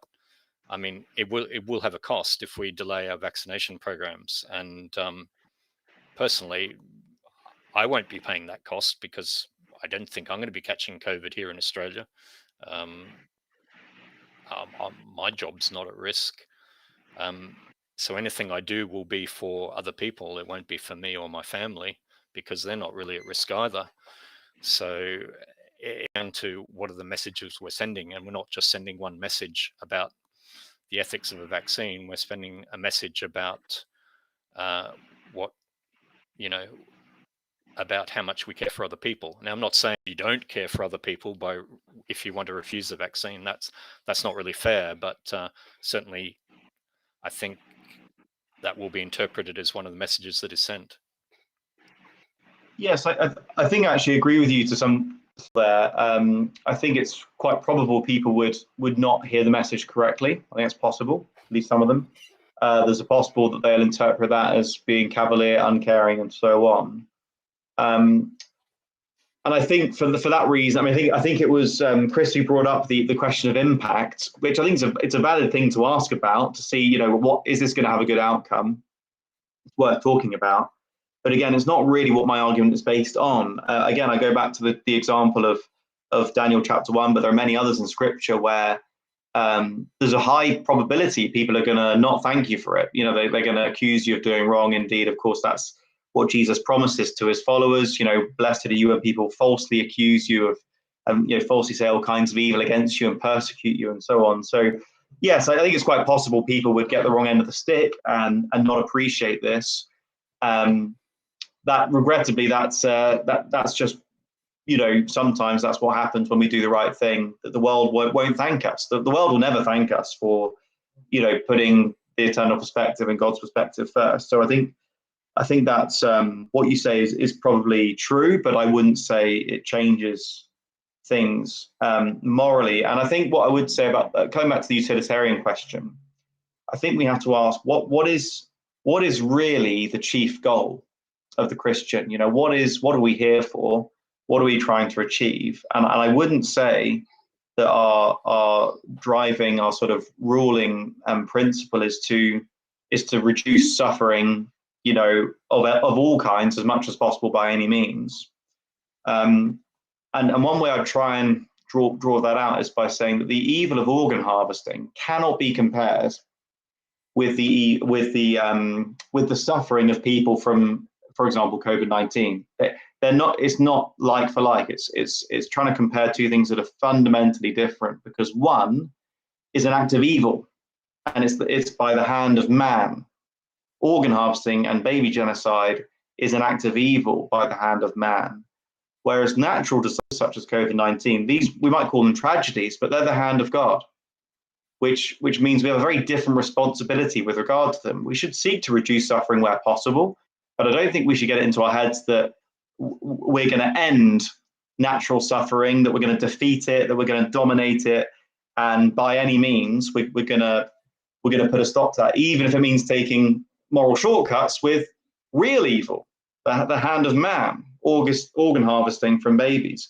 So that's why I don't think these things can be in any way. And so whilst it's, it's natural to look at these different things and consider what outcomes might be and so on, I don't think it has anything to do with the price of fish ethically, if what's at stake here is cooperating or normalizing or showing tolerance of or endorsing an evil act. And I think that's what we have to keep coming back to. So whether people thank me for it or not, whether it has an impact or not, I can't benefit from an injustice that carries on today. And I think that is what we see played out in Scripture. I think it's what we see played out in the history of social reform, that we need, I think God honors us when we make a principled stand that pleases him because of we're conscious of him, regardless of how people are going to receive it. Okay. Bruce, do you want to have the final word on this before we go to closing arguments? Sure, I can say a quick word. I guess from my point of view, Dave is saying, well, in the end, it doesn't come down to the message we're sending. But if it doesn't come down to the message we're sending, since we're not participating in the original evil act, then if the message we're sending is irrelevant, well, then we're not encouraging the evil act anyway to be repeated. It so happens that organ harvesting is carried on today, but if taking the vaccine and the message that sends isn't actually that relevant, well, then I think that kind of undermines the argument that it's an immoral act in the first place to take in. So I don't know. I think that needs a little bit of teasing out there, because of the fact that we're not actually, the evil act has already occurred, and in terms of this cell line is not reoccurring.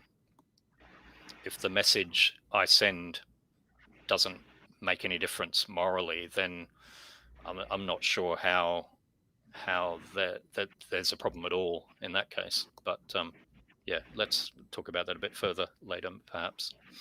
Great. Well, with that in mind, then I'll encourage our listeners, or maybe Braxton behind the scenes, to queue up a question on that very point. If as Dave has been contending, our reception of the vaccine sends a message that people developing vaccines and other medical advances can leverage organs harvested from aborted children. If that is why we shouldn't take it, but at the same time, the message we might send by not taking it, namely that we don't love our fellow man, that people's lives don't matter, whatever, if that isn't reason for us not to avoid taking the vaccine, then why would the alternative be a reason for taking the vaccine? Maybe you can flesh out that wording, Braxton, and prepare that for the Q&A portion after closings. But let's go ahead and wrap up the formal part of the debate with closing statements. Each participant will have 5 minutes. And just for the debate participants' information, and for anybody else watching, closing statements are not a place to introduce new reasons for affirming or denying the thesis. It's not an opportunity to present additional evidence or anything like that. It's to sum up the cases that have been made and responses to each of those cases.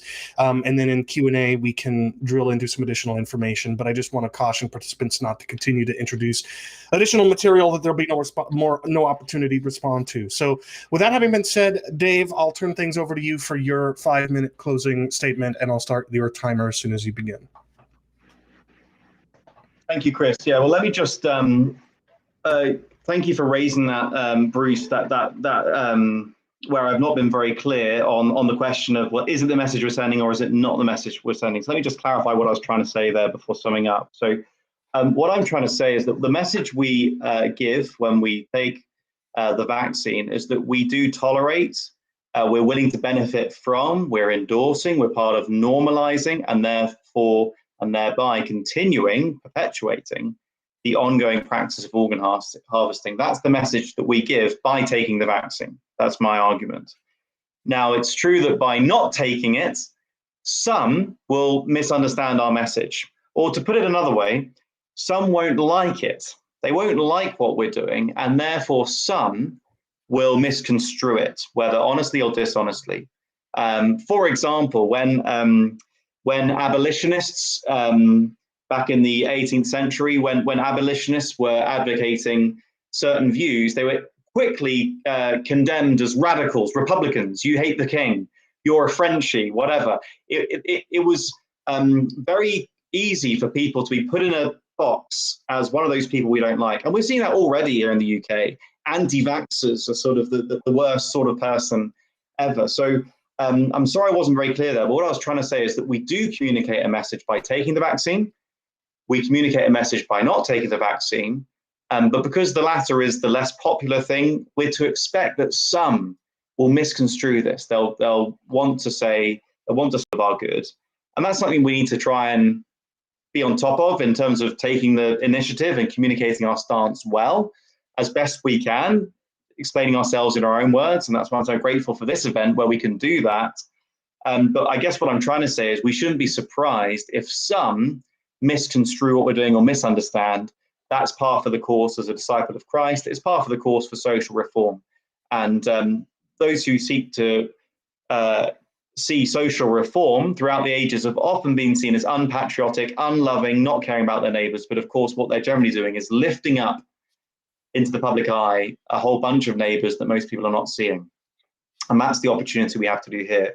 So my argument is that by accepting these vaccines, we accept the practice that produced these vaccines. That practice continues today all around the world. And here's an opportunity for us to stand and refuse that and to communicate clear condemnation of that practice and to demand with our wallets, with our arms, with whatever else you want to call it, to communicate that we're not willing to benefit, and we demand an end to this practice, and we demand alternatives, which are indeed on their way. Okay, you still have 3 minutes if you'd like to use them. Otherwise, sorry, I thought you were coming back on because I was running out of time. Sorry. So further, I've been arguing that utilitarianism is not a Christian way to go about ethics, that we shouldn't observe the predicted outcomes. For one thing, we don't know what outcomes will be. That's God's business. But also, we frequently compare and weigh against each other things that are not like each other. The evil of organ harvesting and the evil of baby genocide is by the hand of man, and we can outright call that an evil.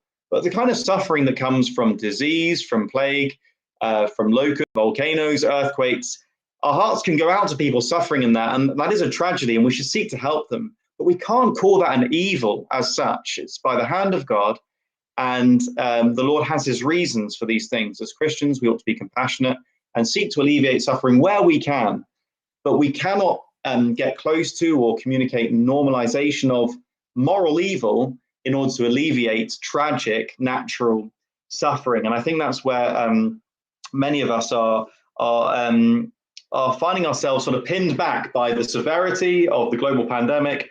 And we find ourselves saying, well, there's no choice. We've got to get rid of this somehow. If the only vaccine that's available right now is this, well, I'll take it because we just have to. There's this moral obligation to end the virus. And to be clear, I reject that outright. There is not a moral obligation to end this virus. It might not even be possible to end this virus. If we end this one, there might be another one. We're not God. I'm not saying we shouldn't try to do good, but the assumption that we're getting very strongly from the mainstream, from the government, is we must end this virus, we will end this virus, and here's how we're going to do it. And as Christians before God, we've got to make up our own mind, morally, ethically before God, and say, well, hang on, if this vaccine is produced by the fruit of genocide and the torture, the additional torture that's caused by organ harvesting that continues today, we've got to reject that, no matter what the perceived benefits are going to be. Great. Thank you so much for that, Dave. And now, Bruce, it's your turn for your 5-minute closing, and I'll start your timer as soon as you begin. Okay. To sum up, well, thanks, Dave, for just communicating your views clearly. I've enjoyed getting a better understanding of your point of view here. Personally, I don't think refusal of the vaccine sends a particularly clear message. I also don't think accepting the vaccine sends a particularly clear message either. It doesn't indicate support for organ harvesting, or I don't think it contributes to normalization of using fetuses for medical research or anything like that. So to me, that would be the main moral difficulty with utilizing the benefits of a fetal cell line, given that the evil act has already occurred and is not occurring again with regard to that vaccine, that cell line. So to me, that would be the main reason to avoid using it if it did convey support for current practices, which I don't think it does. It's kind of interesting how little debate there's been in the last few years about the MMR vaccine, which we mentioned briefly, chickenpox as well, because I mean these all have the same problem, but it's kind of strange how we come to this global pandemic, and we're now all aware that these vaccines have morally tainted origins, but we don't seem to have been very aware of that previously. I know Dave has been because he mentioned it, but more broadly speaking, it's not really been a topic of conversation. I discovered this, I think, in the probably 2004 when my daughter was born in the UK, and I read the vaccine leaflets and found out that there was fetal cell lines being used in the MMR vaccine. So it's kind of interesting how it's come to a bit of a head now when it hasn't been much of an issue before for Christians. I'm not saying that means anything one way or another. I just noted as something of interest. Whether or not we take the vaccine, I do think it's an issue of personal moral conviction. I don't think anyone should be criticized one way or another. As I said, I do think there are some obligations that in the pandemic situation that we have to be careful to guard the health of our neighbor, any elderly relatives and things like that. I know Dave said that is kind of turning it on its head, but I think as long as there are pandemic conditions, we do need to keep in mind that our actions can affect others and we have to be careful about it. More importantly, and probably most importantly, we all should just continue to be vigorously opposed to abortion and do what we can to raise awareness of this massive human rights violation. It is an evil thing that aborted fetuses have been used to create cell lines used in these vaccines. It's a far, far greater evil that abortion was legal so that this could happen, and that it's still legal today and practiced on a far greater scale. Thank you. Great. Okay. With that, we are done with the formal timed portions of the debate, and I just want to say thanks so much again to our participants for giving us a lot of things to think about. Those of us who've yet to take the vaccine, and maybe even some of us who have, but may want to be better informed in what we encourage our neighbors to do. Throughout the debate, Braxton has been hard at work behind the scenes, gathering questions from the audience to pose to the debate participants. So we're going to spend about 30 minutes roughly posing those questions to our participants. So Braxton, I mean, I don't know, do you want to say a word or two, or do you just want to put them up on the screen and I'll read them off to our... Yeah, go ahead. No, if that's okay, I'd just like to say a couple of things, and then when the audience Q&A is done, Chris, you can feel free to just close out the whole stream. But I just want to say before we go into the audience Q&A, thank you all for being here. I have a lot of great questions. This can sometimes be the most fun part of a discussion. Thank you, both of you, for being on the show. And I want to make clear, I should have said this before, that while Chris and I represent Trinity College of the Bible and Theological Seminary, Dave and Bruce, by being on this show, in no way are necessarily speaking an endorsement for our school. They've just agreed to come on and bless us with their thoughts. But I do appreciate both of you being on here. It's been great. Dave, I particularly apologize to you because I think by changing scenes, I probably knocked you off kilter at least twice. But thanks for working with me. And I do just want to say again on the note about Trinity Seminary, if these kind of issues interest you, or theological, apologetic, issues related to evangelism, all of these issues, if these are interesting to you, or counseling, we would love for you to visit us at TrinitySem, that's TrinitySem.edu. And on the right-hand side of the screen, there's a request for more information. I would encourage you, even if you don't have any serious confidence that in the next few months you're going to be interested in beginning a theological education, go ahead and fill that out and we'll just send you some information. And again, you don't need to be a professional minister. You can be a person who just wants to go deeper in their relationship with the Lord and their knowledge of Him, as Second Peter encourages us to do in chapter 1. So listen, for those that are here, thank you so much. And at this point, I'm going to turn it back over to Chris, and I'll present some questions that he can read to you folks. Awesome. Thanks for that, Braxton.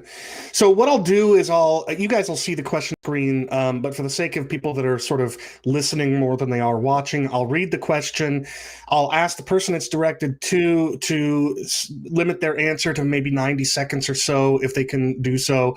And then I'm going to give the other participant a chance to follow up with 45 to 60 seconds of a response.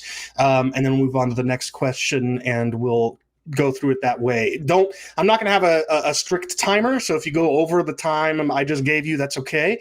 But I really want to squeeze as many of our audience questions in as possible, so the more brief you are, the better. That's my only encouragement to you. So let's begin with this one, and this is a question to both of you. So what I'll do is, since Bruce closed last, I will pose this question to Bruce and then give Dave a chance to respond as well.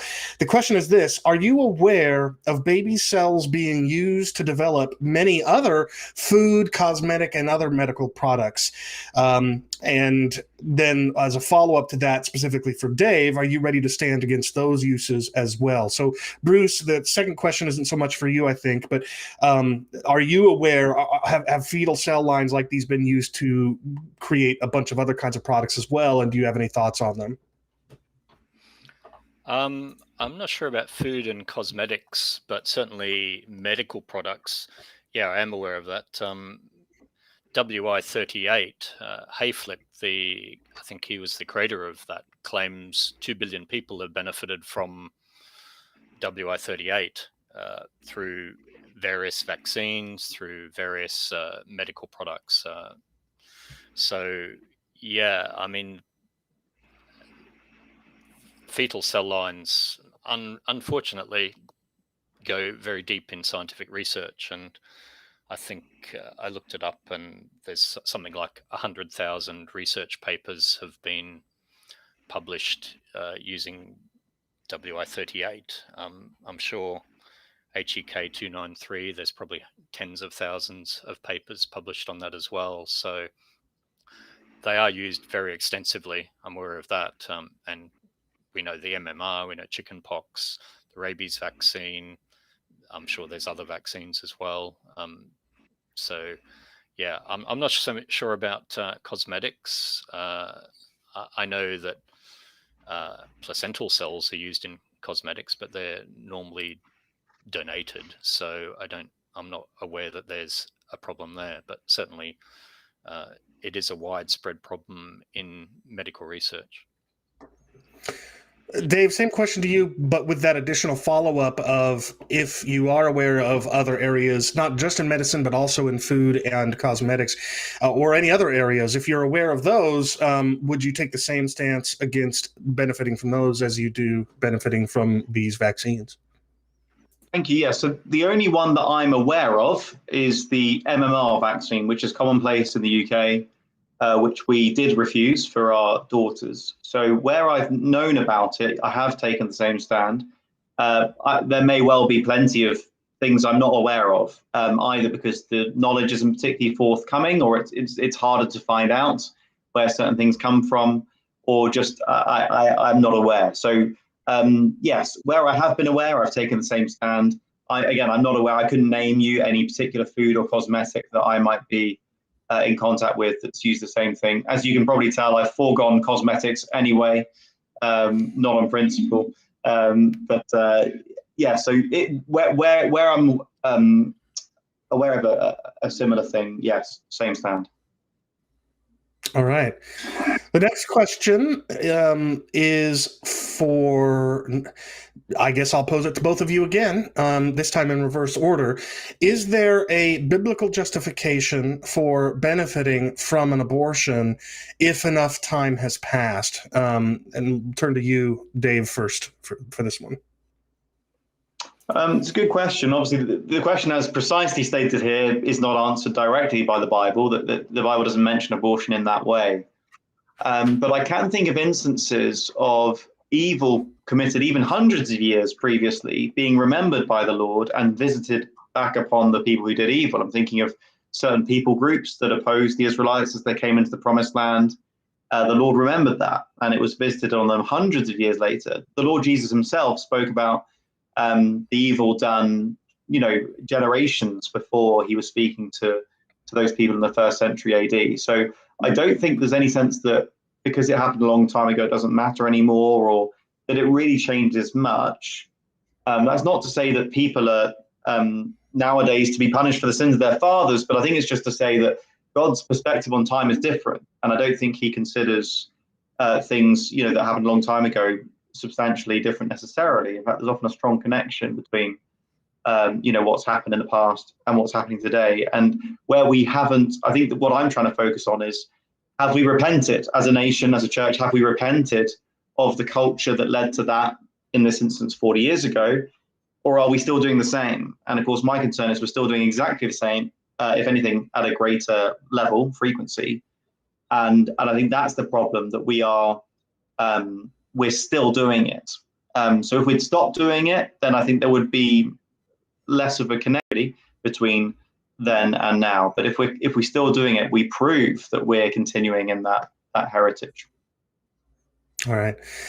Bruce, I know that your point had mostly to do with causal remoteness rather than temporal remoteness.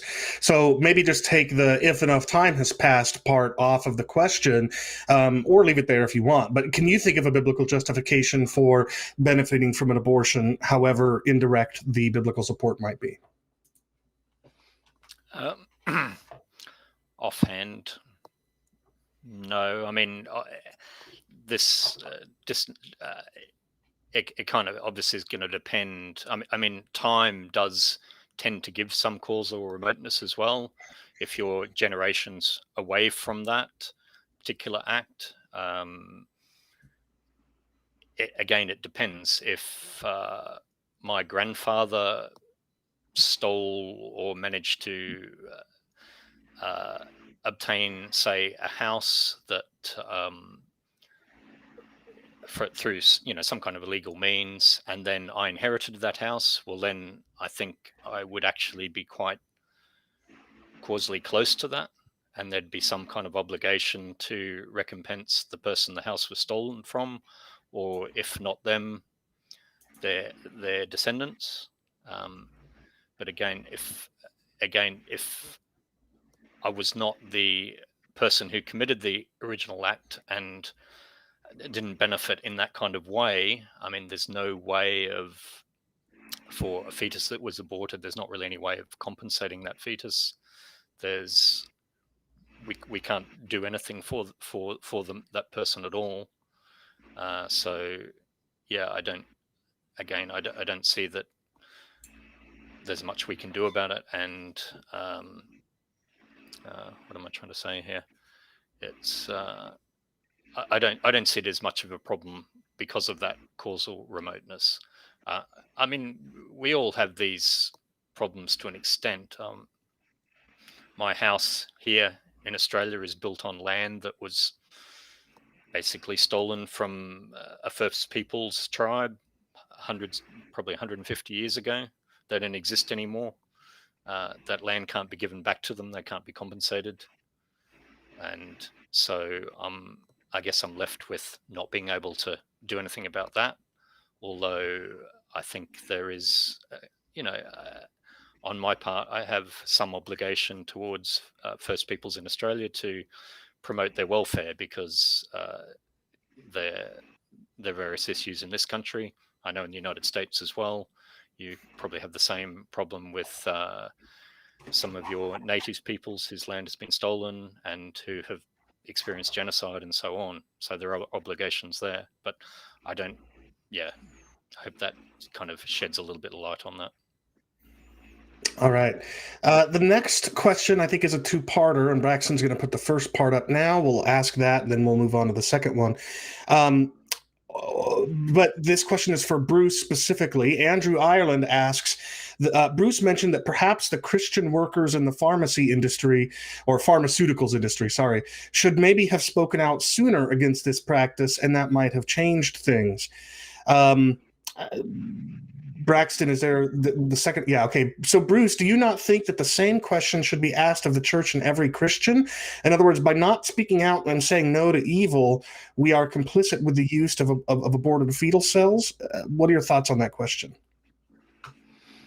Well, I do think if Christians had spoken out earlier, there's a possibility that we wouldn't be in this situation, because there are alternatives. I don't know how good the alternatives are. Someone who's perhaps more experienced with cell lines could tell me that. I mean, the benefit of HEK 293 is it's easily available, and I think pharma companies were working with the view that speed was essential in producing these vaccines. So perhaps that was a factor. It might have been that these vaccines would be delayed by some months if these particular cell line, this cell line HEK 293 wasn't used. Should the same question be asked of every church, of the church and every Christian, by not speaking out? Well, again, we're not directly involved in the production of the vaccine. I think we can still speak out and still ethically take the vaccine without sending that message. So I don't think we are being complicit with evil by taking that vaccine. So I hope that answers the question. Thanks. And Dave, take 45, 60 seconds if you'd like to follow up on that, or you can just wait for the next question. Up to you. Sure. Yes, I was actually going to mention that one myself, because I think we can't really criticize Christians in the pharma industry for not speaking up if we are not speaking up ourselves. I mean, in a sense, it's harder for them to do so. There's more at stake for them. They could lose their job and so on. But if they haven't got the backing of us consumers behind them, if we're not clamoring for an ethical vaccine, then they haven't got the backing to also clamor. They haven't got that kind of consumer pressure to bring to bear to say, look, people are wanting this. So yes, I do believe that the same charge would come to all Christians and the church. If we showed ourselves only willing to take ethical vaccines, then that strengthens our brothers and sisters in the industry to also join that call for ethical vaccines, and together we could make a much stronger statement. All right, thank you. All right, Braxton, put up the next question, and that is: would throwing the cell line away be ethical? Now, that's interesting. I'll pose this one to you first, Dave, and then let Bruce chime in afterwards. We've got this cell line that originated from the fetal tissue of aborted fetuses. Would it then, given what you've argued, do you think it might be ethical to just throw that cell line away altogether? What are your thoughts on that? It's a good question. I haven't quite thought about it before. I think if I were to choose between that and just ending the baby genocide and ending organ harvesting, I'd choose the latter. That's the main thing, is to end that. And if that were ended, I personally would have much less of a problem with the cell line, because although it had bad origins, if the injustice is finished, then what's the issue? We're not perpetuating ongoing evil. But in the absence of the ending of the organ harvesting and the genocide, would it be ethical to throw this away? I think yes. I think I'm not saying that's necessarily I haven't thought it through. That may not be the most effective way of ending the genocide and organ harvesting, but I can imagine it might be, because that's a very strong statement to say we're not going to keep just depending on this because it's here. We're not going to keep normalizing the use of human babies as medical resources. And as we've already said, there are other ways of making the vaccine. But as long as this remains the easiest one, and it is easy because this cell line, by all accounts, is very easy to work with. It behaves very well for you as a medical researcher. It multiplies very nicely. As long as it remains the line of least resistance, people are going to keep going to it. And every time they do so, my argument is they continue to normalize the use of fetal tissue in medical research. So yes, I think it could be ethical to throw it away and to insist on using ethical sources. There's always got to be a cost. With social reform, there has to be a cost. You can't wait till there's no cost and then change, because then nothing will ever change. We have to be prepared to make sacrifices for things to cost more, for things to take longer, things to be lower quality. Otherwise, if quality and speed always rule the day, guess what? Ethics comes last. So yes, I think it could be ethical to throw it away. Bruce, same question to you. I think I largely agree with Dave there. I mean, it would be preferable not to use this cell line, and it would be better in the current circumstances if it didn't exist, if we had an alternative that wasn't ethically tainted. We're in this situation where abortion is legal, though, and organ harvesting does happen.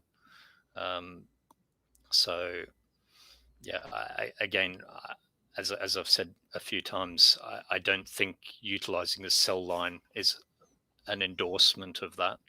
I doubt whether, perhaps it is normalized. I doubt whether most people even see any particular connection between the two.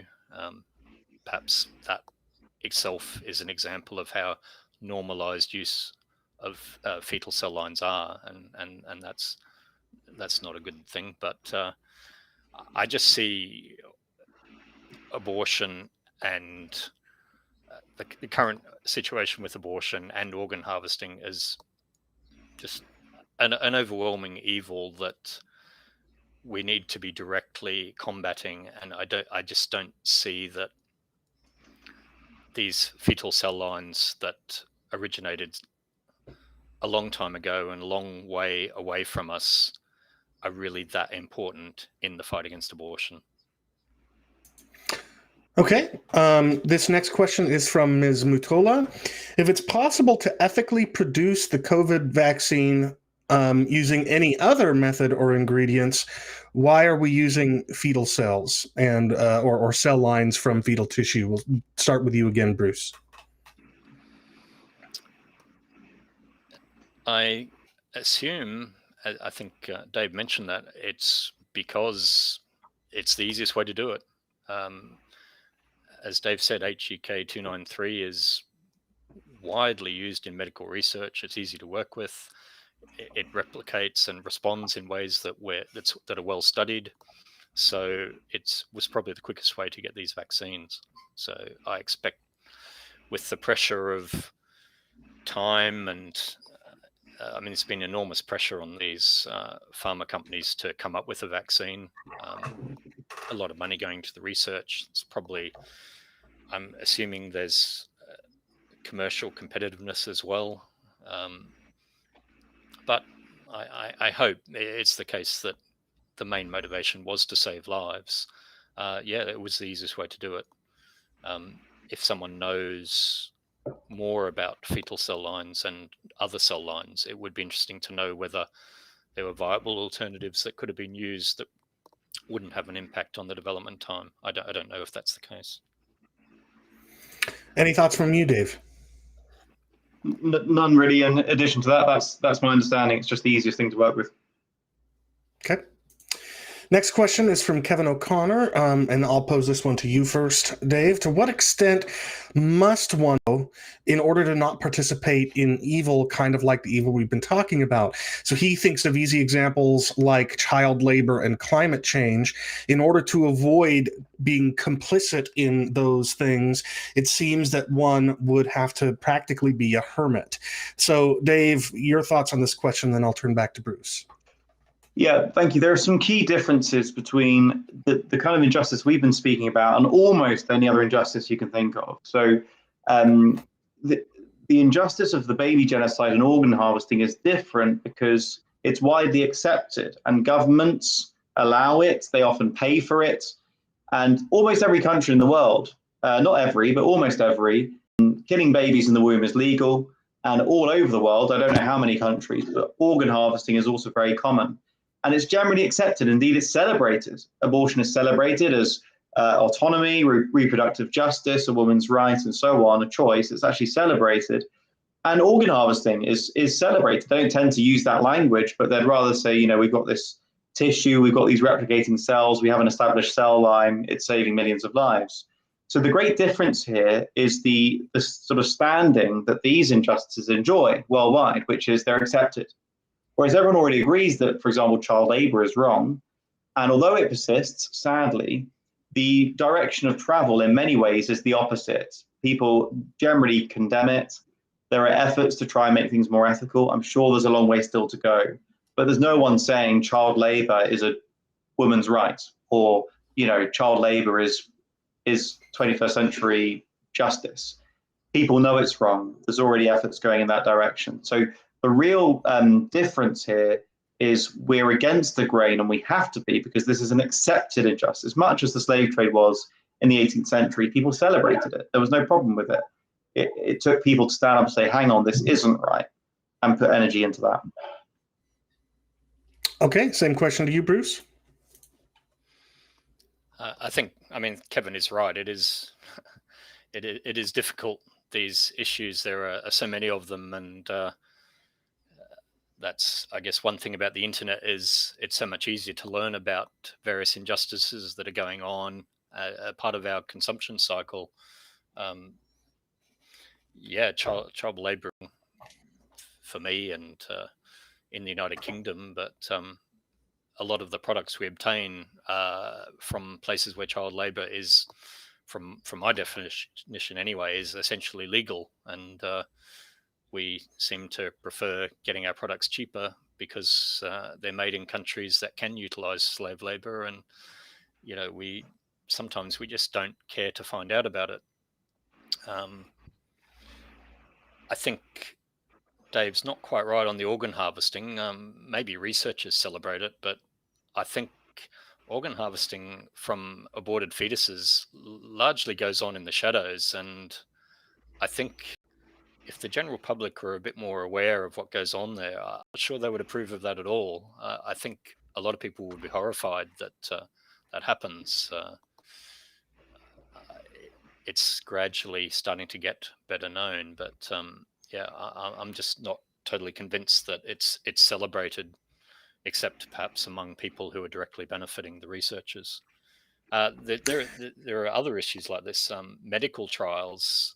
Generally, a lot of the medicines we benefit from, listeners may not be aware, but a lot of pharmaceutical companies deliberately run clinical trials in developing countries because regulations are far laxer, and so volunteers can be recruited for experiments and be compensated well in terms of their earnings. And these trials wouldn't be legal in Western countries. So we actually benefit from unethical research that's going on now for all sorts of things, and it's difficult.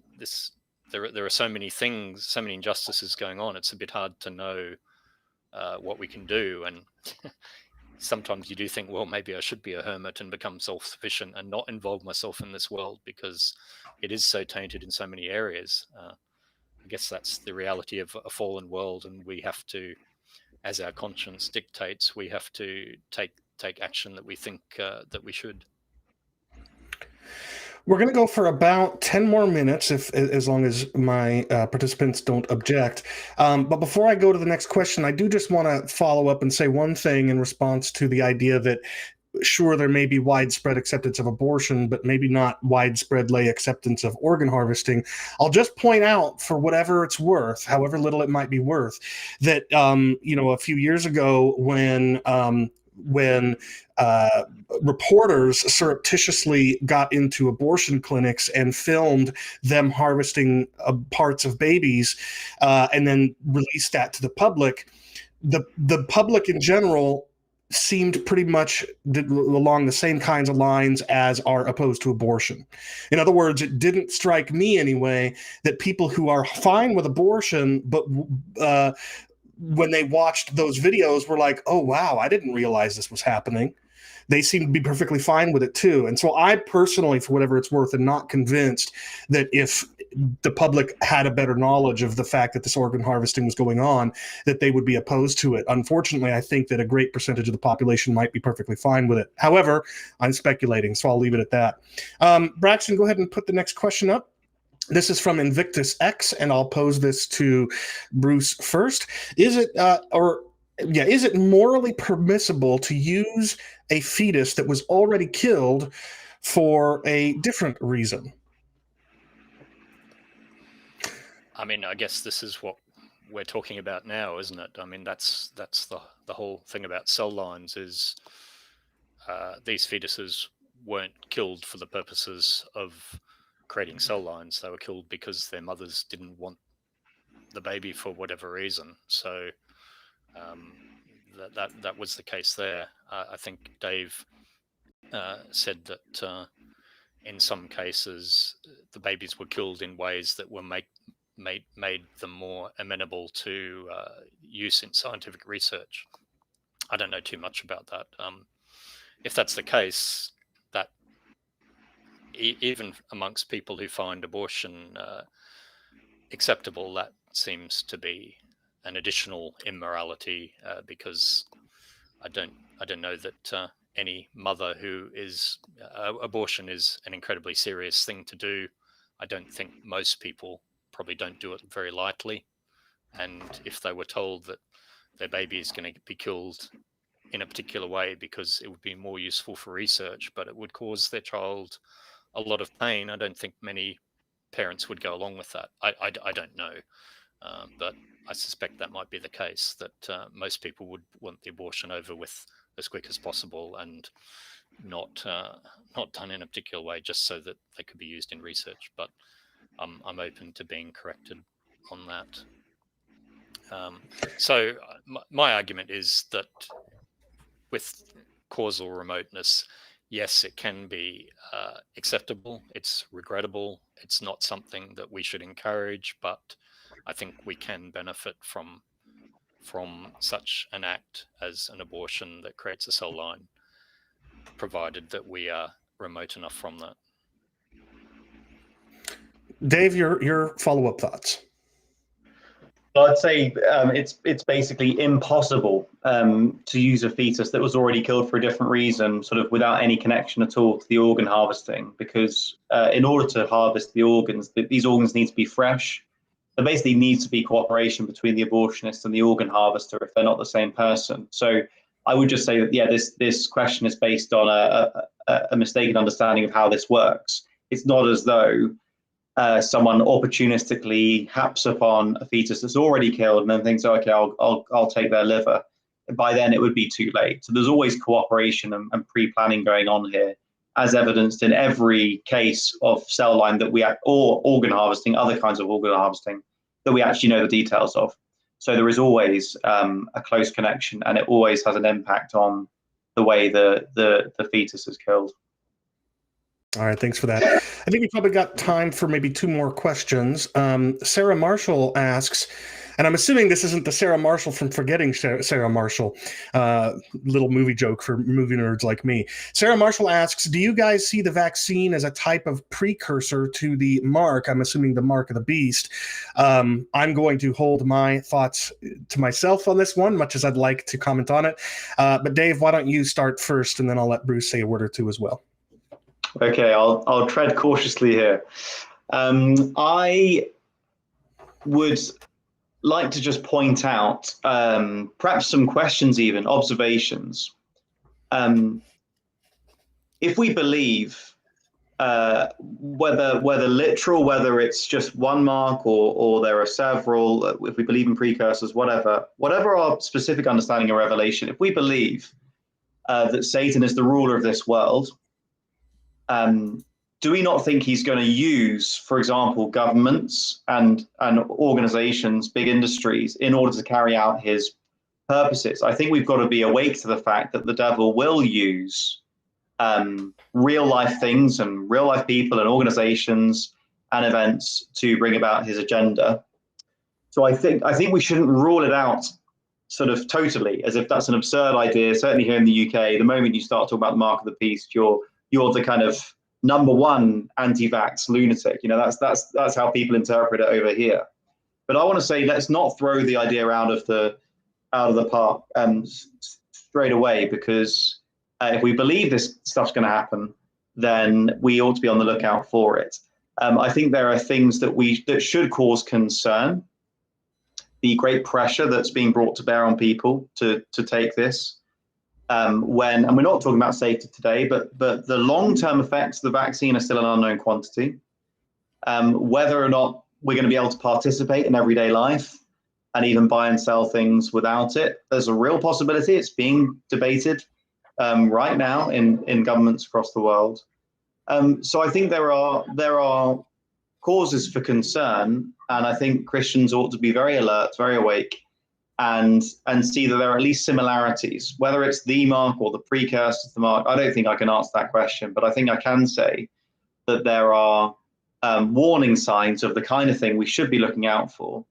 And the scriptures, I think most Christians would agree that between now and the end, things get worse, and the ruler of the air gets more powerful. Things get the evil increases, and we need to be more and more on our guard, and it will come through seemingly innocent means. Of course it will. That's the whole satanic ruse. So I'm not really going to head on, but I am going to say, let's not throw it out, and let's be alert and look out for the kinds of things that we can expect. Some of our post-millennialist viewers may be ripping their hair out at the claim that we all believe that it's going to get worse and worse until Christ returns. But I'm not a post-millennialist, so I'll let them rip their own hair out. Bruce, same question to you. Do you see any connection at all between these vaccines and the mark of the beast from the book of Revelation? I'm not a post-millennialist either. I'm what you would call a pan-millennialist. I'll wait and see how it all pans out.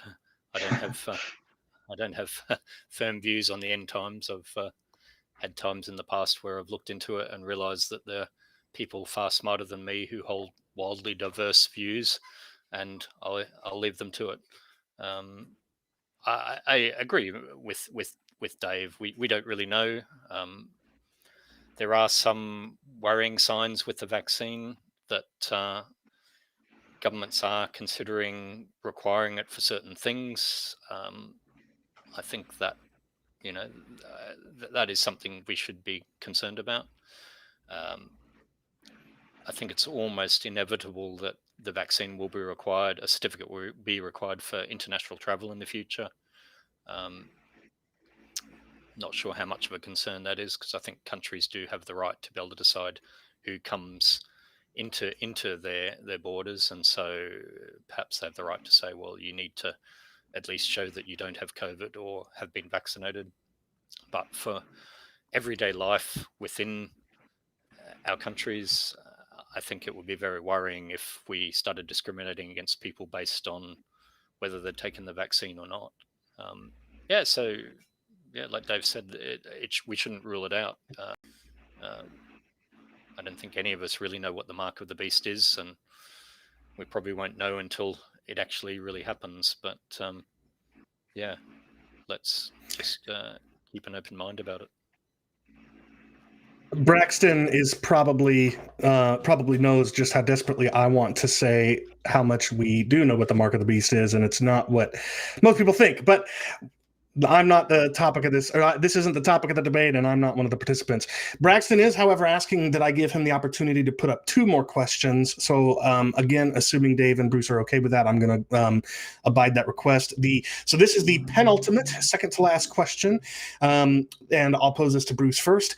Vera says, I would like to make sure we distinguish anti-vaxxers from the specific COVID vaccine concerned. She is hardcore pro-vaccine. She just is not sure that the COVID-19 vaccine should be considered in the same category with other perfectly respectable vaccines. So, Bruce, I'll turn this over to you first. Any thoughts on this distinction between anti-vaxxers altogether versus people like me, admittedly, who are at least learned about the vaccine? I think it's quite reasonable to make a distinction between them. Not so much on the ground of fetal cell lines, because many vaccines are tested or developed through fetal cell lines, but these are very new vaccines.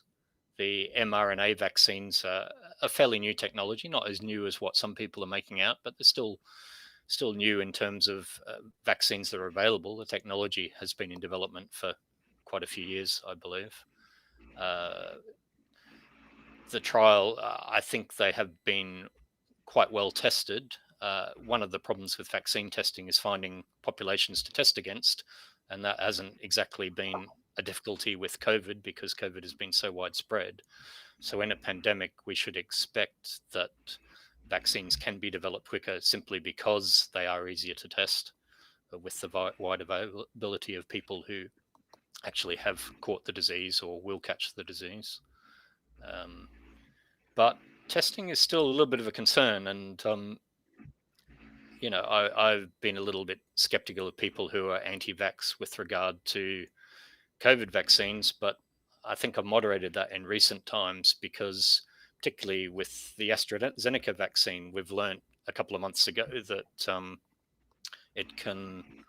There are certain rare clotting conditions that can occur as a side effect of that vaccine, and over 50 people in the United Kingdom have died from that already. And while those numbers are very low compared to those who have died from the vaccine, from COVID itself, which in the UK must be reaching 150,000 by now or more, it's still not much comfort to the families of those 50 people who have died, including the BBC presenter who died from it, I think, last week. So I think people have good reason to be cautious, and you have to weigh up whether the vaccine is, in your current situation, is something that you make. Now, just a bit more on that. In Australia, I calculated for the AstraZeneca vaccine, which for my age group is the only vaccine that's available. The odds of me dying from COVID, because it's not widespread in Australia, we've had no one die from COVID this year, as I understand it. The odds of me dying from COVID are actually less than me dying from taking the AstraZeneca vaccine. And so, that's something to think about. I've got 2 teenage kids and a wife to look after, and I don't want to take a vaccine that's going to cause, that has the potential side effect of a rare blood clot and possibly dying. So for me, I decided to take the Pfizer vaccine, and I'll be doing what I can to take that instead. So yeah, I think it's perfectly fine to be cautious about these new vaccines and to evaluate in your particular situation whether it's a wise thing to take. I think for most people it will be, but in some cases it may not be. All right, and Dave, same question to you on what thoughts, if any, do you have on this distinction between being anti-vax altogether versus just being hesitant to take this particular vaccine? Well, in terms of ethics, I would say the distinction is along different lines. To me, in terms of ethics, it's about whether a fetal cell line has been used or not. Now, some COVID-19 vaccines have used a fetal cell line, and some COVID-19 vaccines haven't. And then when we think about other vaccines, again, some have used fetal cell lines and some haven't. So for me, the ethical line cuts right through COVID-19 vaccines, although I think the majority do use fetal cell lines, the majority that are out there and being applied already, the majority are fetal cell line vaccines. But when it comes to safety and politics and so on, yes, these vaccines are in a category of their own. And I think there are safety issues, there are issues of freedom and coercion and liberty and so on. Yes, I think it is they deserve fresh consideration. Apart from anything else, that they're so new, and so they carry different questions, concerns from vaccines that have been around for decades. Great. All right. So Braxton's going to put up the final question here. This is for Dave, and then I'll give Bruce a chance to follow up. If we distinguish the separation between vaccines that used fetal cells in the development versus testing, does that change your view? So just for listeners who may not be quite sure what that question is asking, I think both of you, or at least one of you, has said that some of the COVID vaccines were, they utilized these cell lines in their actual development, whereas in the case of other vaccines, they were only tested using those fetal cell lines. And so Sean is asking, I think, would it be morally acceptable from your perspective, Dave, to use the vaccines that were merely tested on fetal cell lines if we avoid the ones that were actually developed using them? So what are your thoughts on that? Yeah, so here in the UK, Pfizer and Moderna used it only in the testing phase, whereas the Oxford AstraZeneca used it in development and testing. So in one sense, you could say the Oxford AstraZeneca used the cell line more and more fundamentally, you could argue. However, in all three cases, the vaccine could not have been released for general use until it had been through the testing phase. So in terms of the overall production process, testing is a fundamental, indispensable phase in the overall process. So by that token, I'd say it's ultimately as fundamental, although it's different in terms of technicality. They've still used it in an indispensable way, and they didn't release the vaccine until it had been through that phase. So my view is they've still depended quite fundamentally on that. And again, they didn't have to. They could have used other things to test with, but they chose to do that. And so I find them as on the same level, really, ethically, as the ones that used it for development. Great. Bruce, your final word on this particular question. I agree largely with Dave, although I think there is, for me, I think given that I am willing to take one of these vaccines, I certainly would take the Pfizer one over the AstraZeneca one, because having had fetal cell lines used in its development for that was used to weaken the virus to produce the vaccine. Again, someone may need to correct me if I'm wrong, but I think there is a very small possibility of fetal cells still being present in the vaccine, or at least fragments of them. So that is one consideration. These aren't cells from the original aborted fetus, but they are replicated cells. In the sense, they do share an identity with that fetus, even if they're not the actual same cells. So I think that is something to consider. And for people who are willing to take a vaccine, I certainly think you should take the Pfizer or Moderna ones in preference over the AstraZeneca one for that reason, and also for the reason I mentioned earlier about it's a little bit uncertain, some of the risks. Awesome. All right. I have really appreciated both of your guys' time, and I want to thank the audience for tuning in. I think this has been a fantastic debate. It's going to help me and Braxton and many others to make the best, most informed decision that we possibly can. Again, thank you for those of you who tuned in and watched. Let us know what you think in the comments below, and maybe reach out to our debate participants via their respective ministries, the links to which are in the YouTube description of this video. So thanks again, and Braxton and Jonathan, we'll see you next time on Trinity Radio.